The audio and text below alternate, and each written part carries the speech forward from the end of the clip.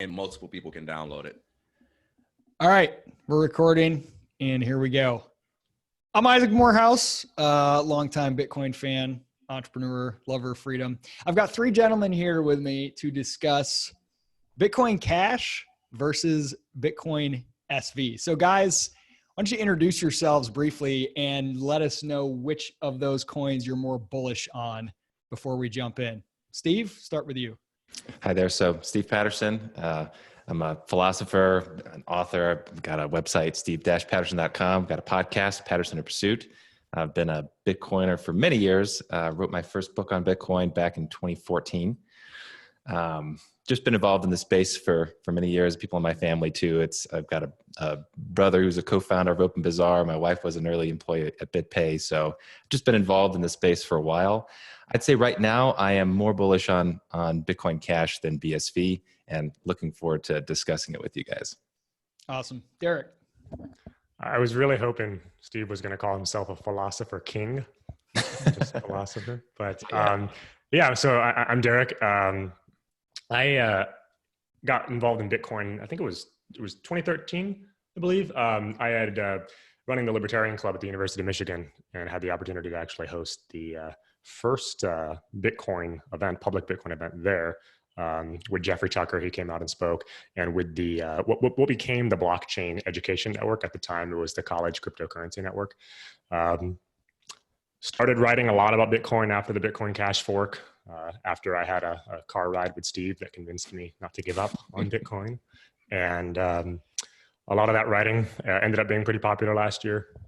My Bitcoin writing did about 120,000 views in 2018, and got to do a lot of fun stuff. Right now, I am a bit more excited about Bitcoin SV. You'll see that I have a Bitcoin SV duck mug. Can you see the little ducks? Nice. Oh, nice. I can't remember where I got this, but we'll get into why. I still like both. I would say I'm probably in the middle between TK and Steve on this issue. We'll see, though. TK. Hey, what's up, guys? I'm TK True Coleman. believer in Satoshi's vision. 100%. TK on the outside, Satoshi on the inside. Okay, so I'm an entrepreneur and an educator, and I first heard about Bitcoin about 6 years ago when I had to fill in for Isaac to speak at a university at a libertarian conference. And during the Q&A, all the kids there, a bunch of anarchists and so forth, started asking me about Bitcoin, and I couldn't even talk about it at all. I had never heard of this thing. And so I came back and I bookmarked a bunch of YouTube videos and never watched them. Then Steve Patterson came out with his book, What's the Big Deal About Bitcoin? I bought that, put that on the shelf, never read it. Isaac called me multiple times and said, dude, you need to get involved in this. And I was like, yeah, I'll get around to it. And it was just one of those things that was really interesting theoretically, but just busy life, focusing on other things, never got into it.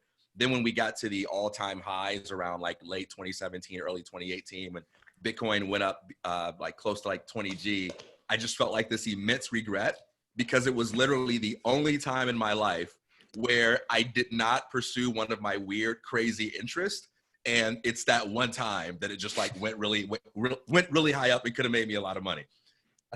You did remember though at the all-time high. Oh yeah, Isaac gave me like half a Bitcoin years ago, and when you were like, "Man, I think I missed the boat. It's $75 already." You know. Well, here's the best part about that. You hounded me multiple times about setting up a wallet just so you could give me this Bitcoin, and one of our mutual friends went and did that for me because I just kept slowing around with it, and you guys forced this half a Bitcoin on me. And that was the thing that kind of saved the day. But I made up my mind at that point that, you know what, I'm not going to miss out again on this thing that could possibly change the world and change my life. So I'm just going to start studying it and reading about it as much as I can. I consider myself a novice, more of an investor rather than a believer. And we can talk more about that later. But yes, I'm bullish on BSV. And that's pretty much at this point the only thing in the crypto space that is capable of really commanding my attention. So let me ask you guys, would you rather just jump right into BCH and BSV stuff, or do you want to touch briefly on BTC?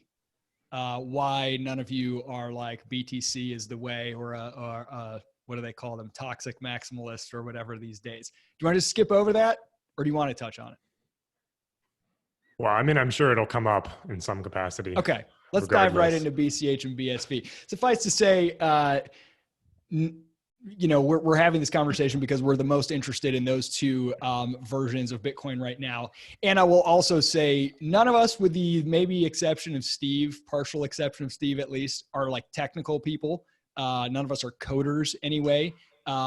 Just very, very interested sort of lay people and fans of the philosophy behind Bitcoin. So you technical nerds, if you're looking for debates about Shore signatures or whatever, go somewhere else. Although Steve could probably roll with that stuff. I like that you've already mispronounced it, but that's okay. Yeah, exactly. Schnorks. I don't know. I've read it. I haven't heard it talked about. All right. I want to jump in on and have each of you give your best bear case for the coin that you said you were the most excited about. So I want you to give the bear case, Steve, for BCH. What are the negatives and the things that could kill it or that you worry about? And then Deryk and TK for BSV. Yeah, I think so. I learned a lot about how business works from observing very closely what happened with BTC. There's some things that happened with BTC that I just could not have predicted because I thought things were really clear about what would make business sense and like what was in the interest of everybody in the industry. I didn't realize that drama and bad technical ideas, bad economic ideas could completely derail the project. And I do see the rumblings of something similar in BTC right now. I do think that there's always a risk of developer capture that we've seen in Bitcoin, where you always have small groups of technically minded people who have a disproportionate amount of influence over the network than other industry participants. And that we might see something like developer capture happen in Bitcoin Cash. There's a lot of, totally to my surprise, after the BTC BCH split, where I thought there was a shared philosophy among Bitcoin cashers about the role of businesses, maybe the role of developers. I thought there was a shared philosophy, and it turns out there isn't. There's still a lot of anti-business sentiment in Bitcoin Cash. You have some developers that are in Bitcoin Cash that their ideal envisioning of the system of how Bitcoin integrates into the world is that there are no things like payment processors. Maybe there aren't big companies, and I just can't get excited about that. So right now, I think Bitcoin Cash is at kind of an interesting position where if things go more in the direction of maybe development capture and less business usage and really focusing on the small players instead of the big players, I see that as probably the biggest threat right now to Bitcoin Cash. TK, what do you think on the BSV side? You can't give me the like Panglossian, it is all perfect take. Come on. Yeah. So, I mean, if you listen to the critics of BSV, I think the only bear case that the overwhelming majority of them are capable of making is one that appeals to Craig Wright and Calvin and skepticism they have about their trustworthiness. I actually don't think that's part of a bear case at all. I don't think that's a point of concern at all. If anything, I think that's a feature rather than a bug. I think the best bear case I can come up with for BSV would be something that has nothing to do with what's taking place in the crypto world. Has nothing to do with what BTC is doing or what BCH is doing.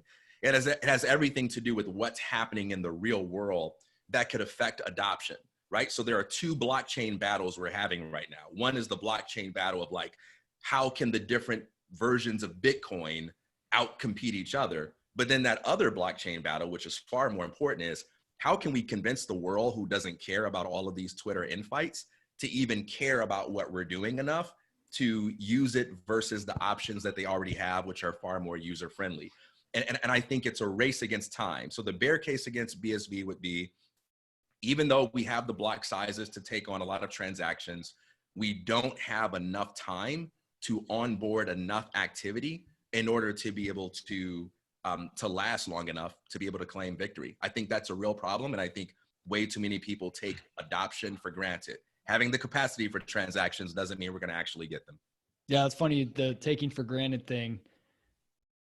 When I first got interested in this stuff, the more I learned, there was almost this feeling of inevitability about it. Well, once you have this distributed, decentralized ledger that no one can kill, words like immutable and all this stuff, it's like the world's just changed. It's only a matter of time. And it's easy to fall into that and not realize that, like, anything like money, a medium of exchange, any large social technology that involves people voluntarily choosing to use it is utterly useless, no matter how beautiful it is. You could invent a new language or programming language that's just airtight and better than anything that's existed. And if nobody uses it, even for irrational reasons, there's no value. And I think that threat is underestimated by a lot of people in crypto. Yeah, and I want to piggyback on that because we saw something that happened at BTC that was really, I guess it's sad or funny. I'm not exactly sure the correct description of it, but I really think the underlying technology of Bitcoin is a world changer itself. And it was so good and so revolutionary and so superior.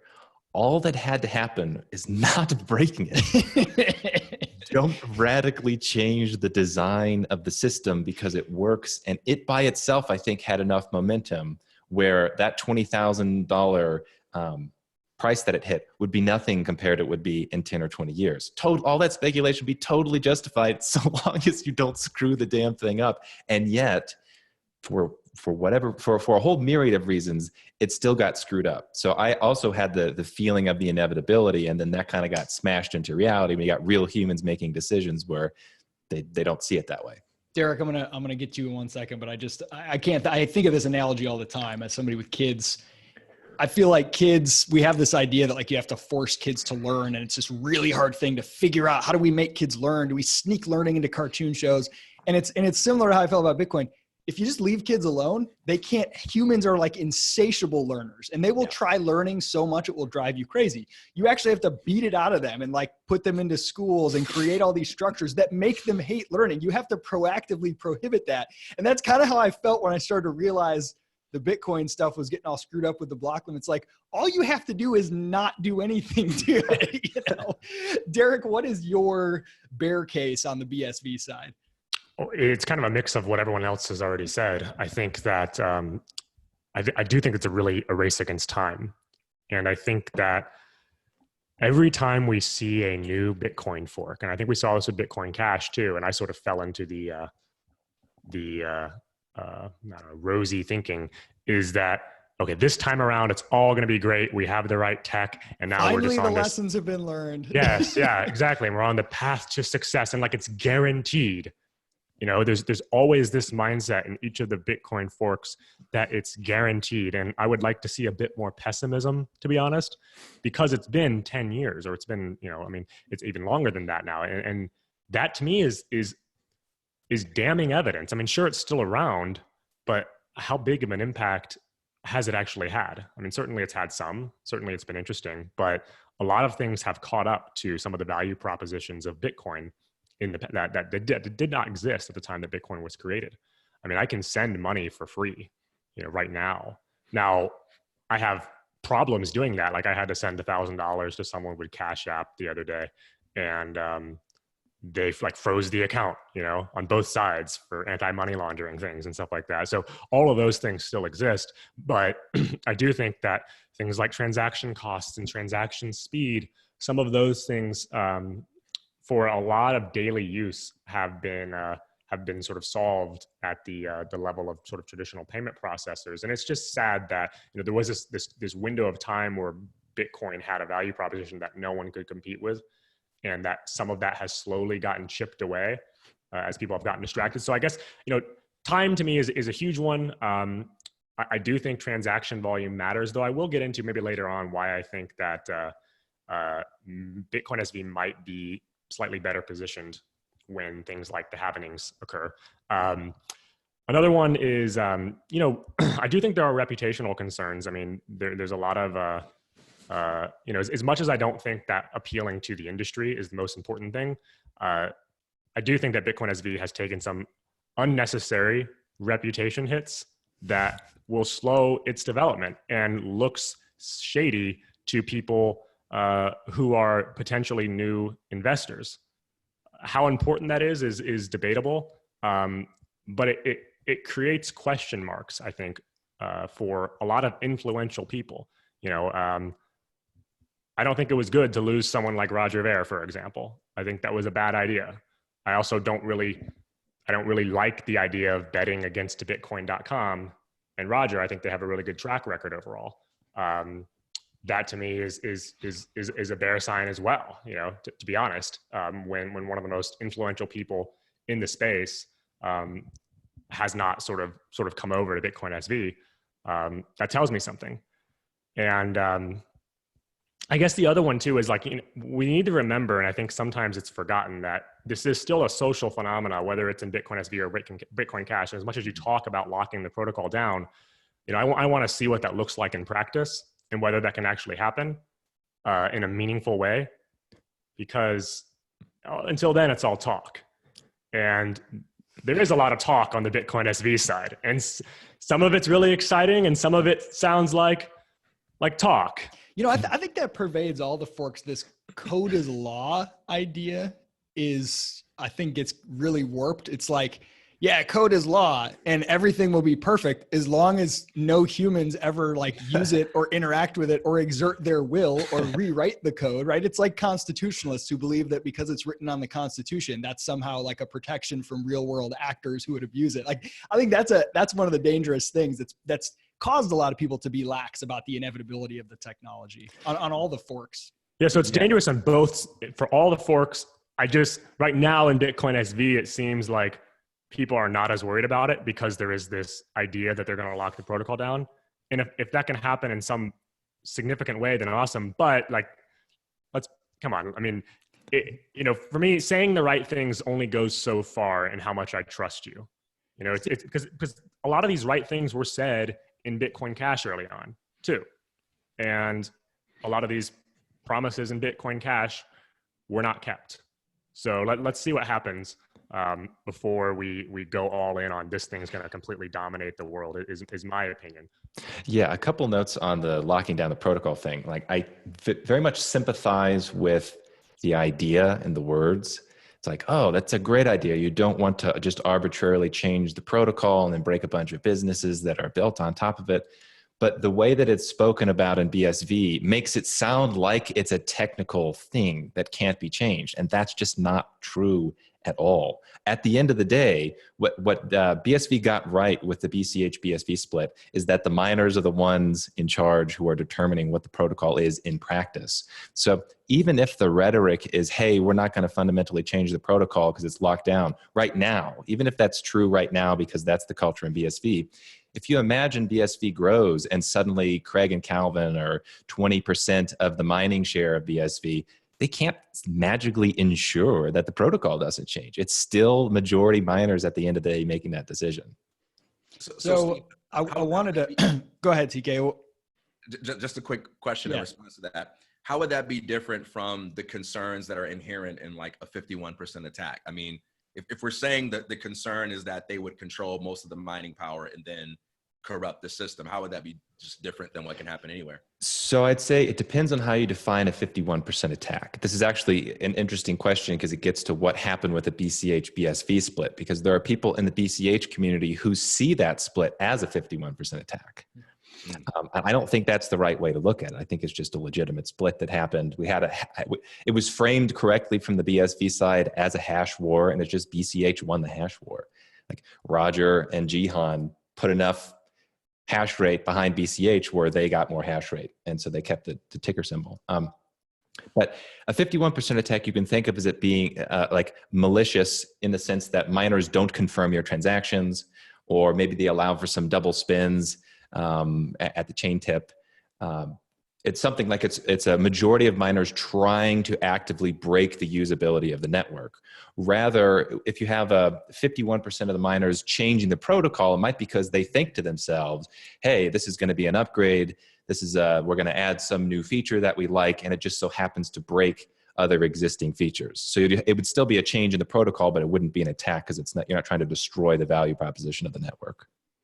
So I wanted to start with the bear case from each of you guys. One, because I'm curious to hear it, but two, because I think it's so important to, if you're interested in Bitcoin to be a part of it, to like treat the actual challenges and objections and pitfalls as realities. I've often thought that, and we've all talked about this in various ways, that one of the scariest things to see is the unwillingness to listen to anyone who doesn't have anything but like good news to share on crypto Twitter or whatever. And I actually think Peter Schiff probably says some of the most intelligent things about Bitcoin of anyone. Like pretty much all of his objections are really good, solid objections that are worth listening to and worth treating seriously and with respect, and not like, oh, what a cranky idiot. You're just sad that you missed out on the, blah, blah, blah. You're secretly buying Bitcoin. But like, what does that do? They engage with this stuff. This is one of the most genuine guys in the sort of sound money space. Those are things that are good to have to answer for, And so I just think it's really healthy to be able to talk about that. So I want to have another opportunity to shit on BTC, where without the 1 megabyte block size cap, Peter Schiff's arguments would have a lot less persuasive power, because a lot of times they come down to, well, look, it's extremely expensive to use Bitcoin anyway, to transact with Bitcoin anyway. And that's an argument that has merits, because in practice, BTC Bitcoin doesn't make sense with high transaction fees. It's just that's a failure of BTC, not Bitcoin. And I haven't really heard him seriously engage with big block Bitcoin, because he kind of has this easy straw man to punch at. If it's no easier to use than gold, then why do you need digital gold? Right. You might as well just use old fashioned. Right. So that being said, you guys have shared the potential pitfalls and concerns you have. Why are you bullish on your respective coins? And if you want to take pot shots at the other coins and just really get this thing, the rumble started, go for it. Who wants to jump in first? What makes you excited and think that there's a good future for BSV or BCH? I can jump in. So for me, I think first, I don't look at this as a believer. I look at this as a bettor. I don't think it's ever healthy to define your relationship to a blockchain primarily by belief, loyalty to an ideology, loyalty to a community. I think it's best to hold your positions with self-interest. It's kind of like something that we've all seen in libertarian communities, where there's such a sense of loyalty to the church, so to speak, that every time a libertarian does something stupid, people feel the need to give an account for it, to explain it away, to defend it, to disassociate themselves. If only people knew that one of the biggest problems with libertarians is that they're not self-interested enough, And I think when you look at yourself as a believer, then when people make criticisms of your position, they ask tough questions about it. They say, hey, this person in your community said something stupid. You get all nervous and you have to defend it. But when you're a bettor or an investor, that means you're just willing to take a chance on something because you see promising indications. You think that you have beliefs about the future, and you believe that this particular thing is well positioned to succeed in the future, but you hold it lightly. So when it comes to BSV, I believe that it's well positioned to succeed in the future. And I can say that without, worrying too much about the possibility of being wrong. But for me, it started when I read Unwriter's The Resolution of the Bitcoin Cash Experiment. Mm-hmm. And he talked about the reasons that he wanted to build on top of the BSV blockchain and laid out some of his criticisms of BCH. At that time, I didn't really understand it a lot to know the technical differences, but it made me really interested in seeing what's going on with BSV. And that's when I started to read about the Metanet, and not only all of the different creative uses that the BSV blockchain can make, but also the relevance that it had to onboarding the broader world onto the blockchain. I love what Roger Ver did, a few years ago, where he would go to a bunch of individual businesses and get them to accept Bitcoin. I thought that was really cool, but that strikes me as something that is about 5 years too old. That doesn't strike me as the approach that's going to achieve global adoption in the future. And I believe that with some of the things that BSV is doing with the Metanet, it's a way of onboarding people that doesn't require them to understand Bitcoin, that doesn't require them to care about the potential of Bitcoin for a currency, but it's allowing them to solve problems at an enterprise level. And I think that's just a better onboarding strategy. And when I listen to people in BCH talk about the Metanet, they basically seem to have two responses, that it's silly or that it's secondary. On the silly side, they dismiss it as spam or say that it's not going to work or that it's stupid. And I find those arguments to be unconvincing. And on the secondary side, they say, yeah, there may be some potential there, but let's take care of electronic cash first, and then maybe we can come back to that and see what else the blockchain could be useful for. But let's lock down the killer app first. And I find that approach to be unconvincing as well, because I just don't think for the people outside of crypto, there is any reason at all, for the most part, to use crypto when you consider the difficulties that they have to go through to access it and use it. And I think if there was, we'd see much more global adoption. But I think BSV has a lot more activity on it, a lot more cool projects happening, a better onboarding plan. And it's the one blockchain that is constantly generating activity and discussion, which I consider to be very appealing to an investor if you want to constantly learn about and evaluate what it is that you're betting on. So TK, tell me if I'm right on this. It kind of sounds like you're saying two different things. One of the things you're excited about is kind of this grassroots individual person getting excited, playing around with BSV. But on the other hand, you're saying tactically that the way that adoption is going to happen is going to be like large institutions, corporations using the blockchain for not for cash, but for some sort of ledger, logistics tracking, whatever. It seems like those are two different things. And the latter, if that's the adoption tactic, wouldn't that make the thing you said you were not concerned about, which is like the personalities and the sort of alienation of somebody like Craig or Calvin, the end-chain sort of personalities, if they are really sort of people that normal business people want to keep at arm's length and they're suing people and all this kind of stuff, doesn't that make that approach of like, we're going to go get a couple of humongous corporations to partner? Like what corporation would be like, yeah, I want to partner with that guy. You know what I mean? It doesn't seem like that wild card X factor is just a really big negative to that particular adoption strategy. I think that's a good question. I think on both the BSV and anti-BSV sides, the importance of how everyone sees Craig Wright is highly overestimated by everyone. So on the anti-BSV side, including Craig Wright. Well, that remains to be seen. We shall see on that one. I look at the whole Craig Wright fiasco, by the way, as like a boxing match that's going to happen at some point in the future. We can have our arguments and debates about who's going to win, but at some point, someone's going to win or lose, and that debate will get settled. I think that's you think there will be like a definitive winner loser scenario. I just kind of feel like this ongoing, like whatever ambiguity of haters and fans will continue in perpetuity.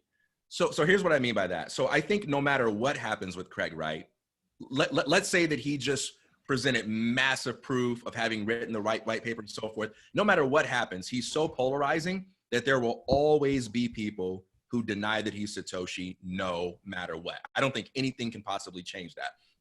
And I also believe that even if he was embarrassed in some unprecedented way, there will always be people who will hold out for the belief that he is. And one could make the case that a mountain of evidence has been presented already that makes him look like he's lying about it, right? So I think both belief in Craig Wright as Satoshi and disbelief in him will be more resilient than the actual status of his Satoshiness, so to speak. But when I say I think both sides overestimate the importance of this, here's what I mean. I think in BSV, there seems to be this sense of inevitability that if Craig Wright can prove in the courts that he's Satoshi, then yay, we're going to win because of that. And I think that presupposes a second thing, which is Satoshi can't lose. And I don't see any reason why we should just automatically assume that. Even if he's Satoshi and he has a superior knowledge, he's still a human being, right? And human beings can lose in a lot of different ways, some fair, some unfair. And on the anti-BSV side, I think we overestimated. I think they overestimated because they assume that the world cares about the infights that are happening in the little church community. And I think to the broader world, this is like some Baptist church, you know, in somewhere in Memphis that nobody knows or cares about. And there are two people in the choir that are fighting with each other. And it's never going to matter to the broader world because the broader world only cares about usefulness. I don't think Craig matters. And I think it's funny that people always say it doesn't matter who Satoshi is. unless Satoshi is Craig Wright, So, or so unless Craig who's claims pushing the tactic of going and trying to get these massive sort of corporate use cases? Where is that being done? I think Craig Wright is pushing that. Okay. I think Craig and Calvin in chain, I think they're pushing that. So you think that adoption does rely on the effectiveness of them as business partner, seekers? I think it relies on the effectiveness of their ideas, their strategy, and the implementation thereof. And I think Craig Wright is surrounded by a variety of people who are much better than him at certain things. Like, I think Craig and Jimmy both know that Jimmy is a better, more mainstream friendly communicator, for example. I don't think anybody in Craig's camp disputes that, right? And so I think he's surrounded by the kinds of people that are capable of executing that strategy. I'm not afraid that Craig himself and his personality is going to undermine the usefulness of BSV. So the only main difference between your bull case for BSV and what you could also say for BCH is, correct me if I'm wrong, that the BCH focus on cash first, you think is an incorrect strategy, less likely to lead to mass adoption than the more Metanet, let's use it for everything approach.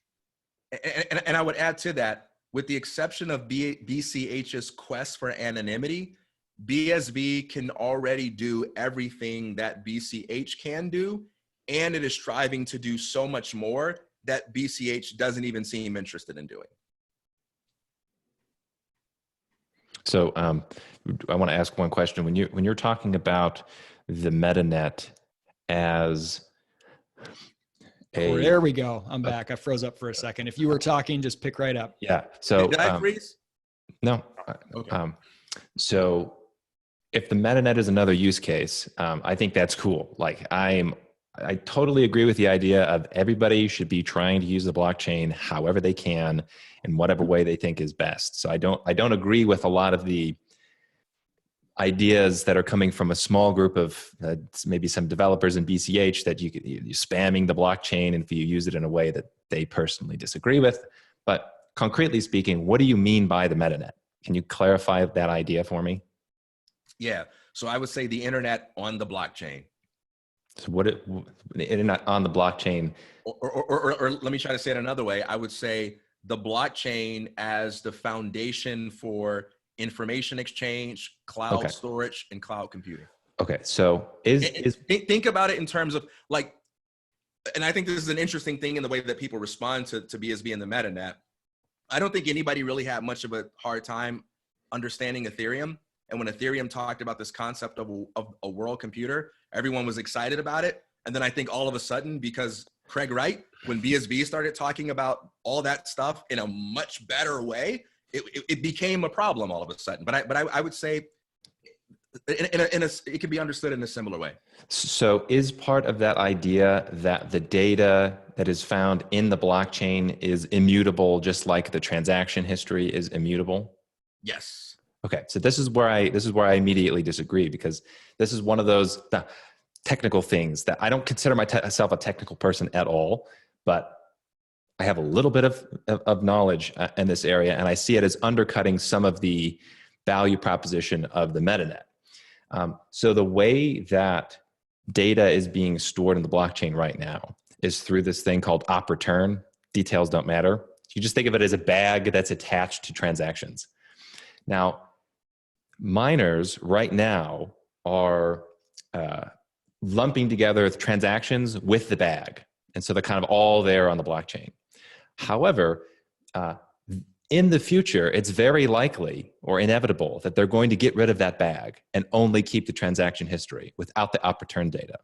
So the pitch of the immutability of the data being akin to the immutability of transactions is not correct.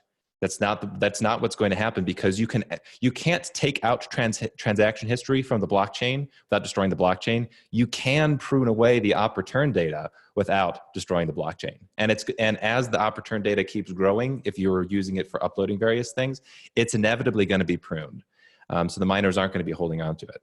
So that point for me, it makes me think, okay, well, maybe there are use cases for putting data inside OpReturn, but if part of the value pitch is the immutability of it, that's a mistake. And it actually, a lot of the economics use cases don't make too much sense to me, because in the circumstance when you're trying to use the blockchain for data management, you have to pay a ton of money to upload the data to the blockchain. And if the data is not being held by the miners, you could just use a different service to upload that data. So I'm not making the argument that nobody should be allowed to upload data to the blockchain. That's not the case at all. Of course, there could be use cases. I'm just saying the value pitch of OpReturn data being the same as immutable transaction history is not correct. So let me try to respond to that, because I want to make sure that I'm not being imprecise here. So I'm using immutability as synonymous with that which cannot be deleted, as opposed to that which cannot be censored or suppressed or not communicated in some way. So when people in BSV talk about the Metanet, there's often a concern expressed about immutability in terms of like the exchange of illegal information, right? If someone uploads illegal photography or whatever on the internet, on the Metanet, that one of the responses to that is that pruning is possible. Yeah. So I could just be using language imprecisely, but there's nothing about the Metanet project that excludes the value of pruning. Like, so that is something that's acknowledged. So can you give me a circumstance in which, so part of the idea, because I like some parts of this idea. Part of the idea is that the people that will be storing the data that's non-transactional data are going to be archival nodes. They're not going to be mining nodes. They're going to be like a separate group of people that store the OpReturn data. I think that is correct. That is going to happen. Okay, one way or another, that's going to happen. Okay.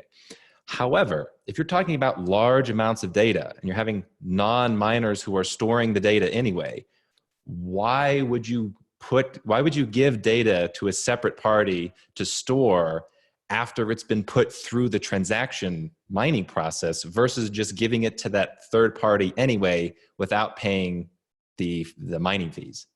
So give me an example of this so I can think about it. Okay. Yeah. So imagine I'm trying to upload a picture to the blockchain, and let's just say it cost me $1 to upload a picture to the blockchain. And that's just ones and zeros, let's say, inside of a bunch of transactions. So that data in OpReturn now is going to be stored by, let's say, an archival node. Okay, so it gets mined, it goes through the mining process, which is very expensive. And then the OpReturn data is stored by a third party that wasn't involved in mining. Okay, so I've paid $1 to upload my photo to a third party that isn't the miners, right? So why would I do that? What is the case for me doing that versus just uploading it for a penny through Amazon? I got what you're saying. Okay, so if there are cases in which it is more expensive to upload data on the internet, on the Metanet, why would I do it there at all? The only value add that it offers is that it's cheaper, right? That's what it's something like that. Yeah, I could see that. Because the end result is the same. It's going to be stored in some third-party server that right. has all the same vulnerabilities as if you just started there. Exactly. And there's one critical thing is, you can imagine a scenario in which all of the data that's inside the blockchain has to be stored like the transaction history has to be stored. Just like you can't remove a transaction without breaking the blockchain, you can imagine a blockchain that's so constituted where the OpReturn data is as essential as the transaction history. Now, in that case, that's a different value proposition. Now you are talking the miners themselves have to have access to this data. And okay, then I could see they're more of a plausible use case. But when there's already the separation of the archival from the mining, then I'm like, well, okay, why would I do that? So are you saying this is the case? Because I want to make sure that it's not just a matter of expense, right? That it's cheaper to store on Amazon versus the Metanet in the situation that you described. Are you also saying in storing it on the Metanet would not only be more expensive, but it also would be just as vulnerable, just as insecure, and just as impermanent as storing it on Amazon? That's a really good question. And I think the answer is no. I think you would have a little bit more security in the sense that I think it's more likely for Amazon, one company, to take down your data than if you have a bunch of different competing archival nodes that are, let's say, different companies all have access to that data. So I do think there is some truth to say that the data that's uploaded in op return will be around longer than, or maybe it's more secure than if it was just an Amazon host. But I think for me, it's like a matter of cost. So I'm not sure. I just want to know what the actual use case is for that. Yeah. Why does somebody say, "Oh my God, that's amazing. I've been dying to do that." Yeah. Right. Well, yeah. I'm sorry. And one more way, maybe just to phrase it is, if it's the case that there is some data that Amazon might take down because it breaks laws, is it the case that putting it on the blockchain and having these archival services is going to make you, it's like less likely to get that data taken down? I mean, if it's already going to be taken down from companies anyways, it seems like, well, the archival services could just print it out of the blockchain as well. That's something I've been really confused about with the BSV value proposition. Because back at the initial split, there seemed to be a lot of talk from everybody who was for big blocks about things that are really important to Bitcoin, which BTC also shares, by the way, which is, it's just they wanted the block so small that no one could use it anyway. But which is just that, it's absent third party sort of censor, if you want to call it that, or approver, and all this know your customer laws, all this different stuff. If you want to escape a horrible government's fiat currency, even if they make it illegal, this might be your lifeline. Whether it's legality or just companies trying to sue you, the ability to go peer to peer, that's really, really important. And then something weird started to happen out of the camp that split into BSV, particularly Craig Wright, sort of in some of his talks and stuff, where it was all of a sudden like, no. The value is that you can, I don't know if censor is the right word, but that like BitcoinSV is the ultimate way to track illegal behavior and shut it down. Like it became the opposite of kind of how it was framed. And it wasn't, I'm not saying just the framing of like black market stuff, because it goes way beyond just that. But like, hey, you don't have to get approved by somebody to sort of like, yeah, it's the ultimate form of surveillance and approval. And I'm really confused on like, what is BSV in relation to interfering with people who make transactions on the blockchain of any kind? And how does that compare to the BCH approach? Is that kind of clear? I'm only sort of clear. I'll say something. Yeah, go ahead. And sorry, I've been a little silent. Having a newborn takes a lot of energy. Congratulations. And man, I've been running on low sleep for 2 weeks almost now. So I wish I was a bit higher energy today, but I've thought a lot about this because I am very much someone who does not like the state and values individual freedom. I think that for all the rhetoric about catching bad guys, which like I'm sympathetic to, at the same time, I think there are unintended consequences to endorsing that kind of state of affairs where, in the beginning, a piece of legislation or a piece of technology is used to go after a terrorist, and then suddenly it's being used to surveil good people. And that's what happens. So it's not just like, and I think sometimes I see a little bit of naivete in the Bitcoin SV side where they are seemingly unaware of the fact that abuse of power can happen and that people don't always do the exact right thing. So, part of the point is to take away that power entirely, which which is why I like the idea of locking the protocol down. But I will say, I guess my argument against the idea that this is too important is that if anything that Craig is saying about Bitcoin's use as a surveillance technology is true, I think it's going to be true for the other chains right now too.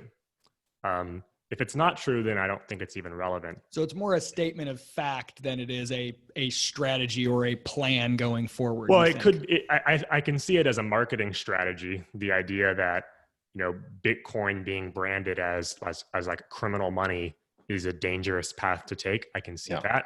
So saying, hey, look, rather than the new way to launder money, this actually makes laundering money way, way harder than using cash or something else. And I do think there's some evidence to suggest that, we've already seen people get arrested for making drug deals with Bitcoin in the early days. Like we've seen a lot of this kind of stuff, and it is a public ledger. So I do think that some of the crypto anarchist rhetoric around Bitcoin in the early days was misguided and was wrong and just kind of spun out of control. Like, I mean, you could even look back in the early days, people were all saying it was anonymous. And then they were like, wait a minute, well, it's not really anonymous. It's like, it's more like synonymous. It's not fully anonymous. I think it's a statement of fact. I mean, you could argue that Bitcoin Cash or BTC, in those communities, they want to develop more technologies to allow or to distance themselves from that. But ultimately, my thought is really, it's a statement of fact. Now, whether it's true or not is a separate issue, but it's not a statement where, I have to worry about it. Because on the one hand, if it is true, it's just going to be true no matter what fork I'm using. And if it's not true, then I don't even care about it in the first place. Yeah, I would disagree with that. Oh, go ahead, TK. Well, I was going to say one thing about that too, is that, and I do want a chance to give one last comment about the data storage, but I'll come back. But Craig isn't threatening to add some extra surveillance friendly feature to the blockchain in order to make it more regulation friendly. Like Deryk says, he's simply describing the blockchain as spelled out in the white paper and clearing up misunderstandings about anonymity versus privacy. And when you look at anyone who goes before Congress to talk about cryptocurrency or blockchain technology, the politicians always listen to what people say, and then they go, yeah, but isn't it for drugs? Yeah, but isn't it for money laundering? That's all they care about. And I think Craig is the only one who is speaking their language to them by saying, no, not only is it only not for those things, but it's going to make the work that you're doing better. And I just think that's really smart salesmanship. And I think he told us that's what he was doing when he said, you don't kick the gorilla in the nuts. A quick aside before I want to hear Steve on this topic is, it sort of breaks my heart that I want to say, who cares what the politicians say? And I think there was a time where you could have said that. I think that window has passed because everything moved too slow because it was clogged up, right? Like the Uber approach of, let's just break the law and pay the fine.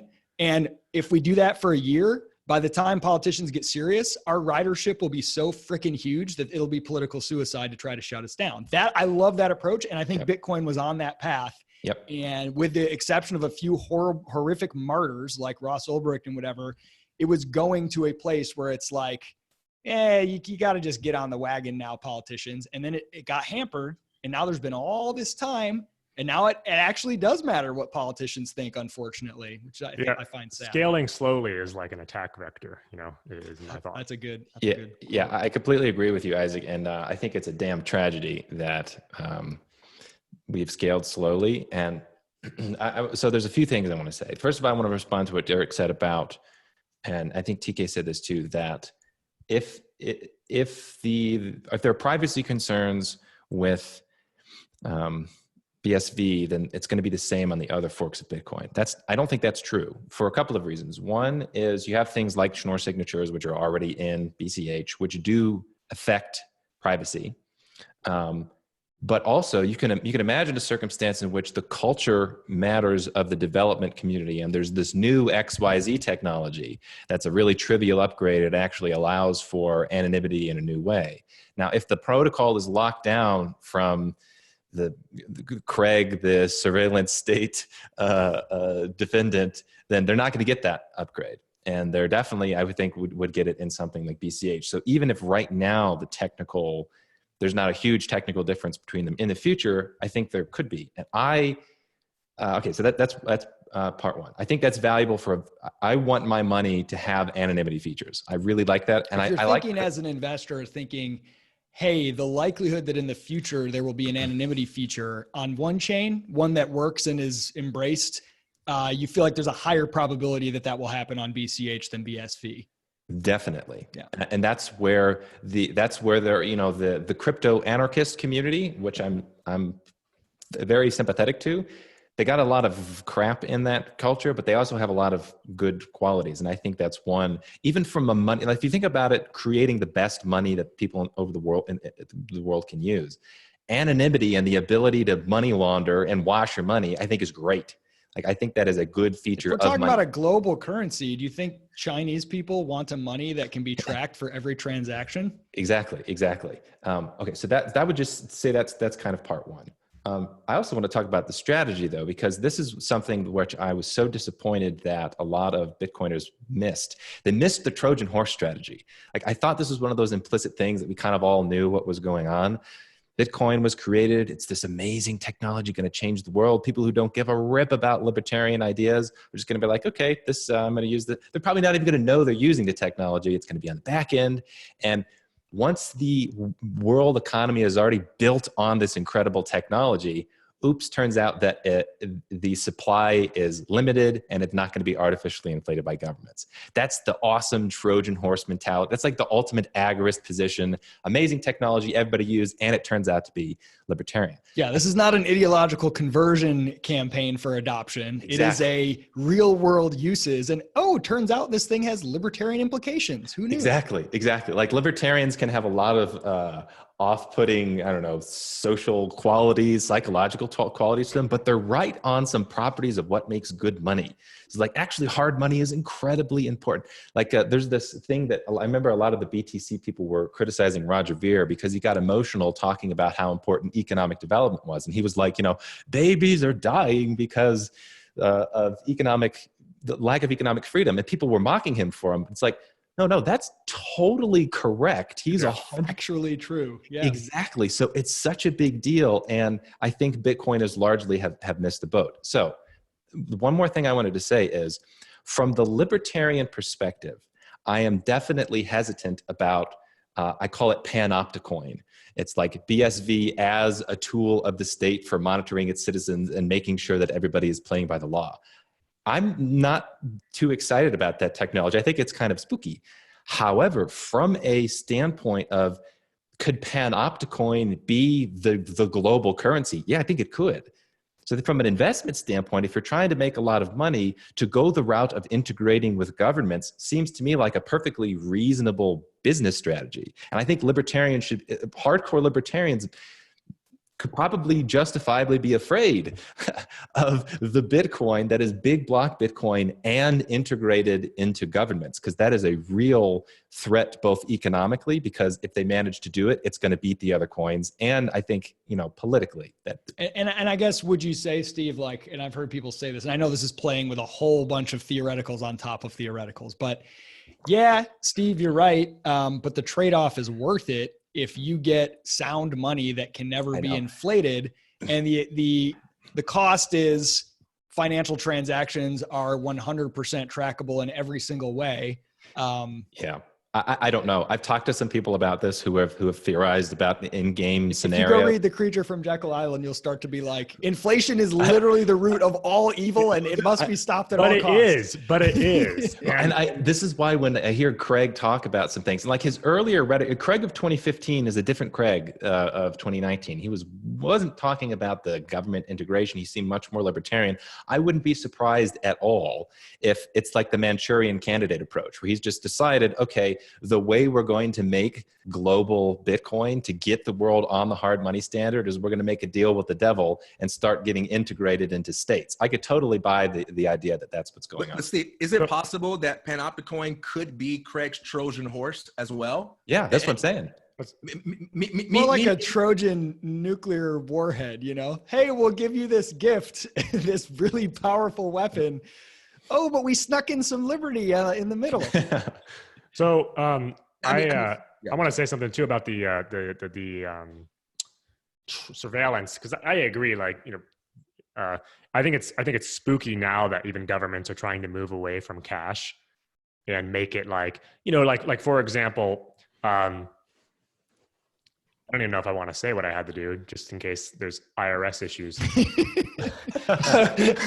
But theoretically, if one had to deposit a large amount of physical cash into a bank, theoretically right now, you would not want to deposit more than $10,000 at a time. And you would not want to be depositing like $2,000 in 5 installments over the course of like a month, because they would see that as a red flag. And holding cash is starting to become like like guilty until proven innocent. Like you've got to prove how you got that cash and that it's legal. I mean, that's a very spooky thing that governments want to move toward just digital cash. And, I've been doing a lot of research into the cypherpunks recently. And one of the things that Timothy C. May said that in the cypherpunk mailing list archives that struck me as intelligent was that this idea that digital cash can go one or two ways. It could become this like total nefarious tool of like just completely destroys human freedom if it's totally in the hands of government. And if it's not in the hands of government, it could become this tool for human flourishing and human freedom. As far as where BitcoinSV lies in that spectrum, I'm not quite sure yet. I'm still deciding because I am against at least some of the rhetoric. Like when I see BitcoinSV people saying how like Ross Ulbricht should be like hung or shot or something like that, or thrown in jail or worse, like that stuff just like ridiculous, right? But okay, so one, I think inflation is the worst evil in money, and so no matter what, we need to solve the inflation issue because I think governments have a lot less power when they can't expand the money supply. But number two, in regards to surveillance, if governments have the power to surveil their people, that could, let's say that's true. The people have the power to surveil the government too, I think, in a way that would not be possible with a traditional financial system.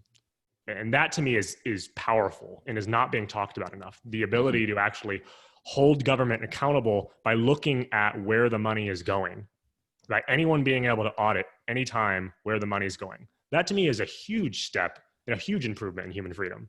That might actually be worth accepting some surveillance of some sort in the short term. You could argue one of the greatest tools for keeping the state in check would be for individual people to be able to see the staggering abuse of power that their money is being used for on a daily basis by the world governments. I think surveillance is almost the wrong word as you sort of play around with these thought experiments. It's more like, because it's like surveillance implies that somebody is watching me when I didn't know it. And I guess if you were in a world that was all on this public ledger, anything you did on that ledger was sort of, you would know that it would be public. Now you might not like that. It's like a total transparency society, so to speak. But I think there's so many layers to trying to analyze this, right? If we're going to get way out there, and I don't want to go too far down this road. I want to ask Steve his bull case for BCH, but I think thinking about what ultimately is the threat and the danger of government, and the greatest threat of humankind in all of history is power, is how much power they have. Now, often that power comes in the form of actual money and resources that they have taken, or money and resources that it appears that they have because they have inflated, and that allows them to do all these things. Or because of inflation, they're able to do things like wage wars that people would never pay for if they felt it directly. So it's hiding the costs. That's another power. Power comes from a lot of sources. And I think if you said we're going to take away the power of hiding expenditures and stuff through inflation, which is a massive one, which most wars would probably never have happened without. But in its place, we're going to give you the power of the ability to know every single transaction everyone has made, or in TK's world, every bit of data or information you have ever exchanged anywhere, and potentially shut it off. Oh, it doesn't work because you tweeted something bad or twitched something bad or whatever, right? Like in the case of China, whatever. You're losing one kind of power, but you're gaining another one. And I don't know if the absolute power of the state reduces. I think that's worth thinking about. I think that the question of that, a fully transparent society, and then it begs the question as well, how many people could you get around it and do what people do now on the black market? Or could governments get around actually being transparent on the blockchain and have some side things? And then the final question is compared to what? Because in some ways, what I just said could happen today. My bank account could get shut down and my credit card could get shut down. If the government wanted to bad enough, they could find pretext to do it without the blockchain. So one more layer of theoretical speculation on that. So imagine we could get the best of both worlds, where you have the public blockchain, but you also have the ability to hide and wash your money. Now, that would still give the ability of the government to maybe hide where the money is going. If you have that ability, they have that ability. But would that be worth the trade-off? And I don't know. I couldn't possibly say, but my intuition is like, well, I kind of want the option where I can, or people that need to wash their money and hide their money can do so, even if that includes people in government. That's my disposition, at least. All right, can Steve, I say a couple of things on this? Yeah, but make it quick, because I want to get Steve's. We started with the bull case for BSV. Yeah. I want to get Steve's bull case for BCH. So I want to address anonymity and data storage concerns in one fell swoop, and that is this.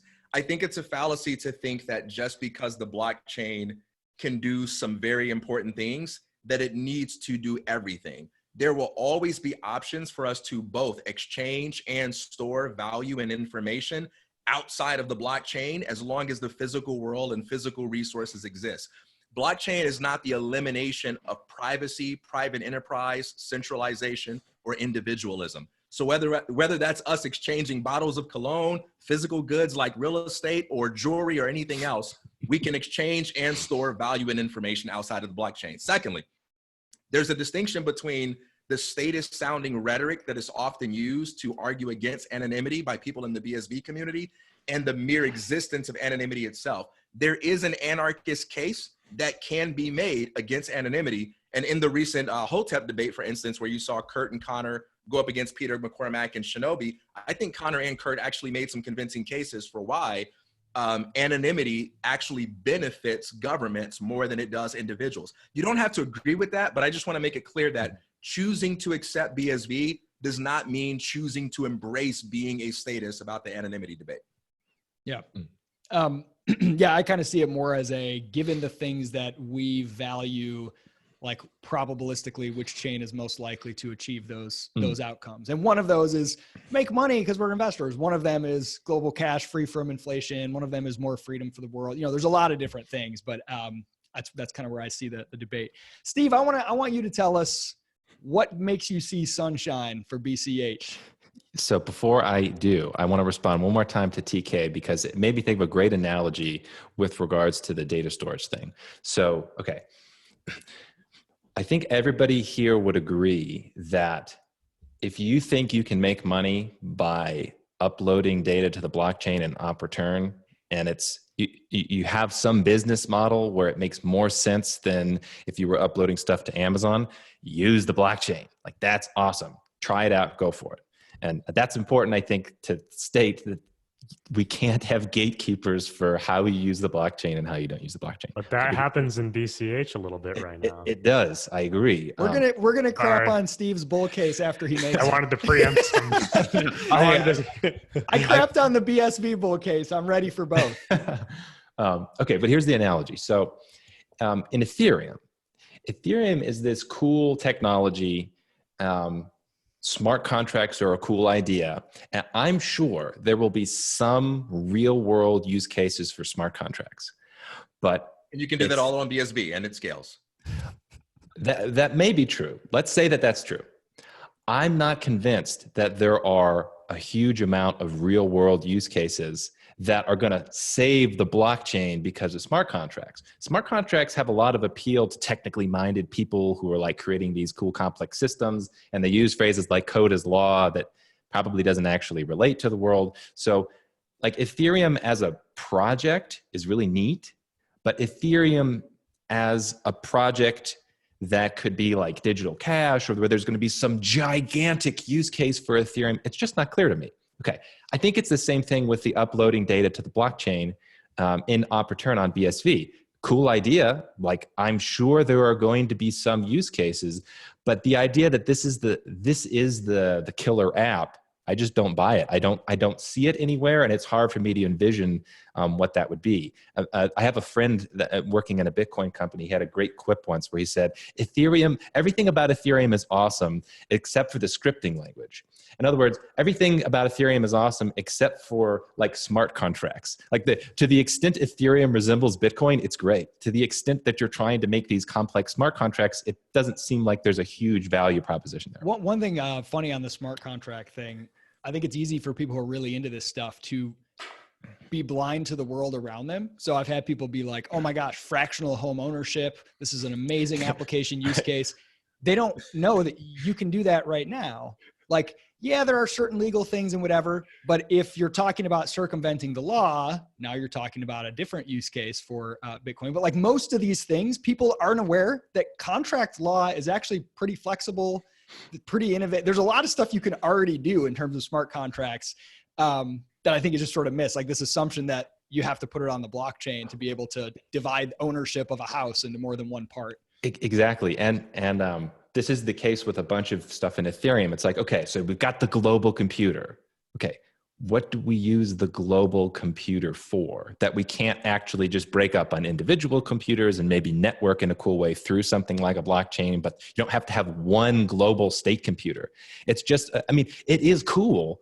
I just, from a business perspective, I have yet to see the real applied use cases that maybe go, damn, that is the world-changing tech. That's really important to say. And I want to make sure that that's clear about what I said as well, that it is not a technocratic, that will never work. That's stupid. That's frivolous. Like, it very well may be kick ass, but to date, if I'm acting as an investor and someone says, I'm going to come build a business on Ethereum that does smart contracts for home ownership, I'm going to say, you have to prove to me why that's better than not doing it on the blockchain. Right. Like, I don't see that, obviously. In the future, there are tons of things that I'm not imagining. And I don't want to shut down, and all new technologies look like frivolity at first. And all the applications are silly and playthings. And that's awesome. That should continue. I don't ever want to pretend like that, oh, that's dumb. But currently it's a tough case to make that it's like, instantly world changing. So I have a We're never going to get to the bull case for BCH. I know. And I got to make my bull case or I don't even know if it's a bull case, but your meh case. Yeah, exactly. Okay. So because I agree with all the skepticism. That's my fundamental issue, I think, right now with Bitcoin Cash is, given the skepticism, given what we don't know might happen, limiting block size right now is a bad idea, because you're going to restrict possible use cases that you cannot conceive of right now. Sorry, TK, I don't quite agree that with your bull case for BSV.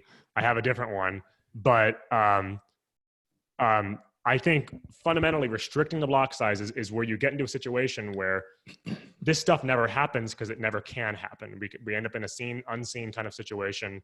And that's why, on the one hand, I think BitcoinSV right now is following a better economic model. And on the other hand, Bitcoin Cash does not seem to understand that as much as I would like. At least the developers in Bitcoin Cash do not seem to appreciate that fact. Well, so let me challenge you a bit. So when you say we shouldn't have the block size, is this an absolute claim? I mean, is it the case that if you had right now multiple terabyte blocks because somebody had a particular use case, you think that's all right? Yeah, I'm not really worried about it that much. If there was like a legitimate use case, then sure, try it out. I mean, I don't believe in saying, for example, that someone running a small node should be able to, I guess, restrict the size of the network. Well, let's say it's not a small node. So let's say BitPay is an organization that has to run their own node because they're doing a bunch of important work, and they have the ability to handle 200 meg blocks. That's probably a reasonable statement. But if we're talking, 1,000 times greater than that, and suddenly all of the participants in the network literally can't handle that, they don't have specs for it, do you think that would be a problem? Just because there's one person who's trying out a particular use case on BSV?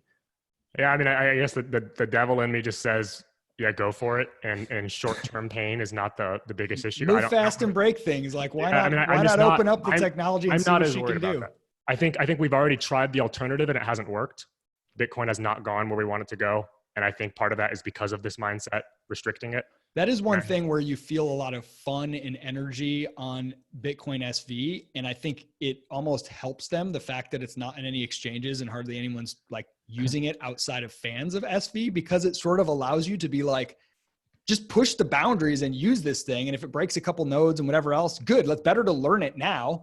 Better to push it and go. And like, there's something energetic and exciting. There's something to be said for that. But so even I'm just trying to establish as soon as I get the principle established, then I can make the argument. But like, so imagine you've got real relevant crypto players, all of the biggest players in the industry. And let's imagine a scenario in which like Walmart is using Bitcoin. But I think the case is that none of those will get on it until it's gone through all these kinks and proven that it can handle unlimited, whatever blocks. Yeah, but I mean, it can't be unlimited. It's not unlimited, but whatever the limit would be, anybody could. The principle. I'm not a socialist. I don't believe like scarcity doesn't exist, right? Like I don't believe that there are completely boundless block sizes. Like there's always going to be like technological limits. Okay, that's all I wanted. But I want the people who have capital invested to be making those decisions, and not people who don't. Rather than having that limit baked in based on what you think it's going to be into some code, have it be more of a market decision that miners mine the blocks that they want, right? The size that they want. That's what unlimited block sizes actually means in BSV, and that's how it's actually used. It doesn't mean without any theoretically possible restriction. It means miners decide. The people who have skin in the game decide what the limitations are. I agree. I mean, I agree with that. Like if a car manufacturer could make a car so big it wouldn't fit on any highway, they should be free to do that. But why would they do that, right? Well, right, and that's a very valid point. I guess I agree, because I agree with you guys on a lot of this stuff. It's going to be hard to really make too much of a counter argument. But in fact, I'm just going to start with the what you guys are saying. Part of the flawed reasoning in BTC and sometimes in BCH is people will come up with the scenarios. Well, what about 100 billion terabyte block? And it's like, okay, it's a valid point that everything's finite, right? I'm a strict finitist, so I can say that. However, why would the miners produce a block that destroys the network? That seems to be the thing that a lot of people miss. It's like, okay, well, if it's possible, if it's theoretically possible to produce, petabyte blocks right now, then the network is broken because that's going to happen. I just don't actually find that a plausible argument. My point to bring that up is to say you have to have some limits, and so it's a question of where the limit should be technically. And I actually agree. I think 32 megs is probably smaller than it needs to be, but the idea just of saying, okay, we're not going to have any cap, period, and it is possible for one, let's say, a state actor miner to push out this gigantic block that breaks all of the businesses that haven't adjusted their software, even if they're big businesses, because the block that's coming is like 3 orders of magnitude larger than they're expecting. I do recognize, okay, well, there could be a problem there. That is something to address. Yeah. So I think, yeah, I don't know, okay, so with a situation like that, with a state actor trying to destroy the network, this is why I think having more and more businesses on the network is important, because I think the more economic power behind the network, the less likely a state actor is going to be incentivized to do that. The more actors who are using it peacefully and voluntarily, the more people you're going to piss off if you do something like that. Like the higher social cost a government's going to pay to try to push that stuff through. Well, that's what I was going to ask Steve. Like, if a government was motivated enough to a state actor to mine a petabyte block, it would. Oh, we lost Isaac again. No, he froze. I'm sure he'll be back. Can we make fun of him while he's gone? Well, Steve, when you said that you were a finitist, I was thinking, oh my God, I can win this debate right now by getting Steve into a mathematics debate. Even though I agree with you, I just got to start talking about infinity and infinite sets. There's no way, it will probably eventually end up there. I mean, the last many interviews I've been giving, it's like, we always end up talking about the philosophy. I'm supposed to be on some super high-speed fiber over here, but there's probably an artificial cap on it. Steve, my question was, if a state actor wanted to destroy the network by mining some petabyte block or something, would it not be possible for them to find an easier or maybe cheaper way if they were that motivated to destroy the network, right?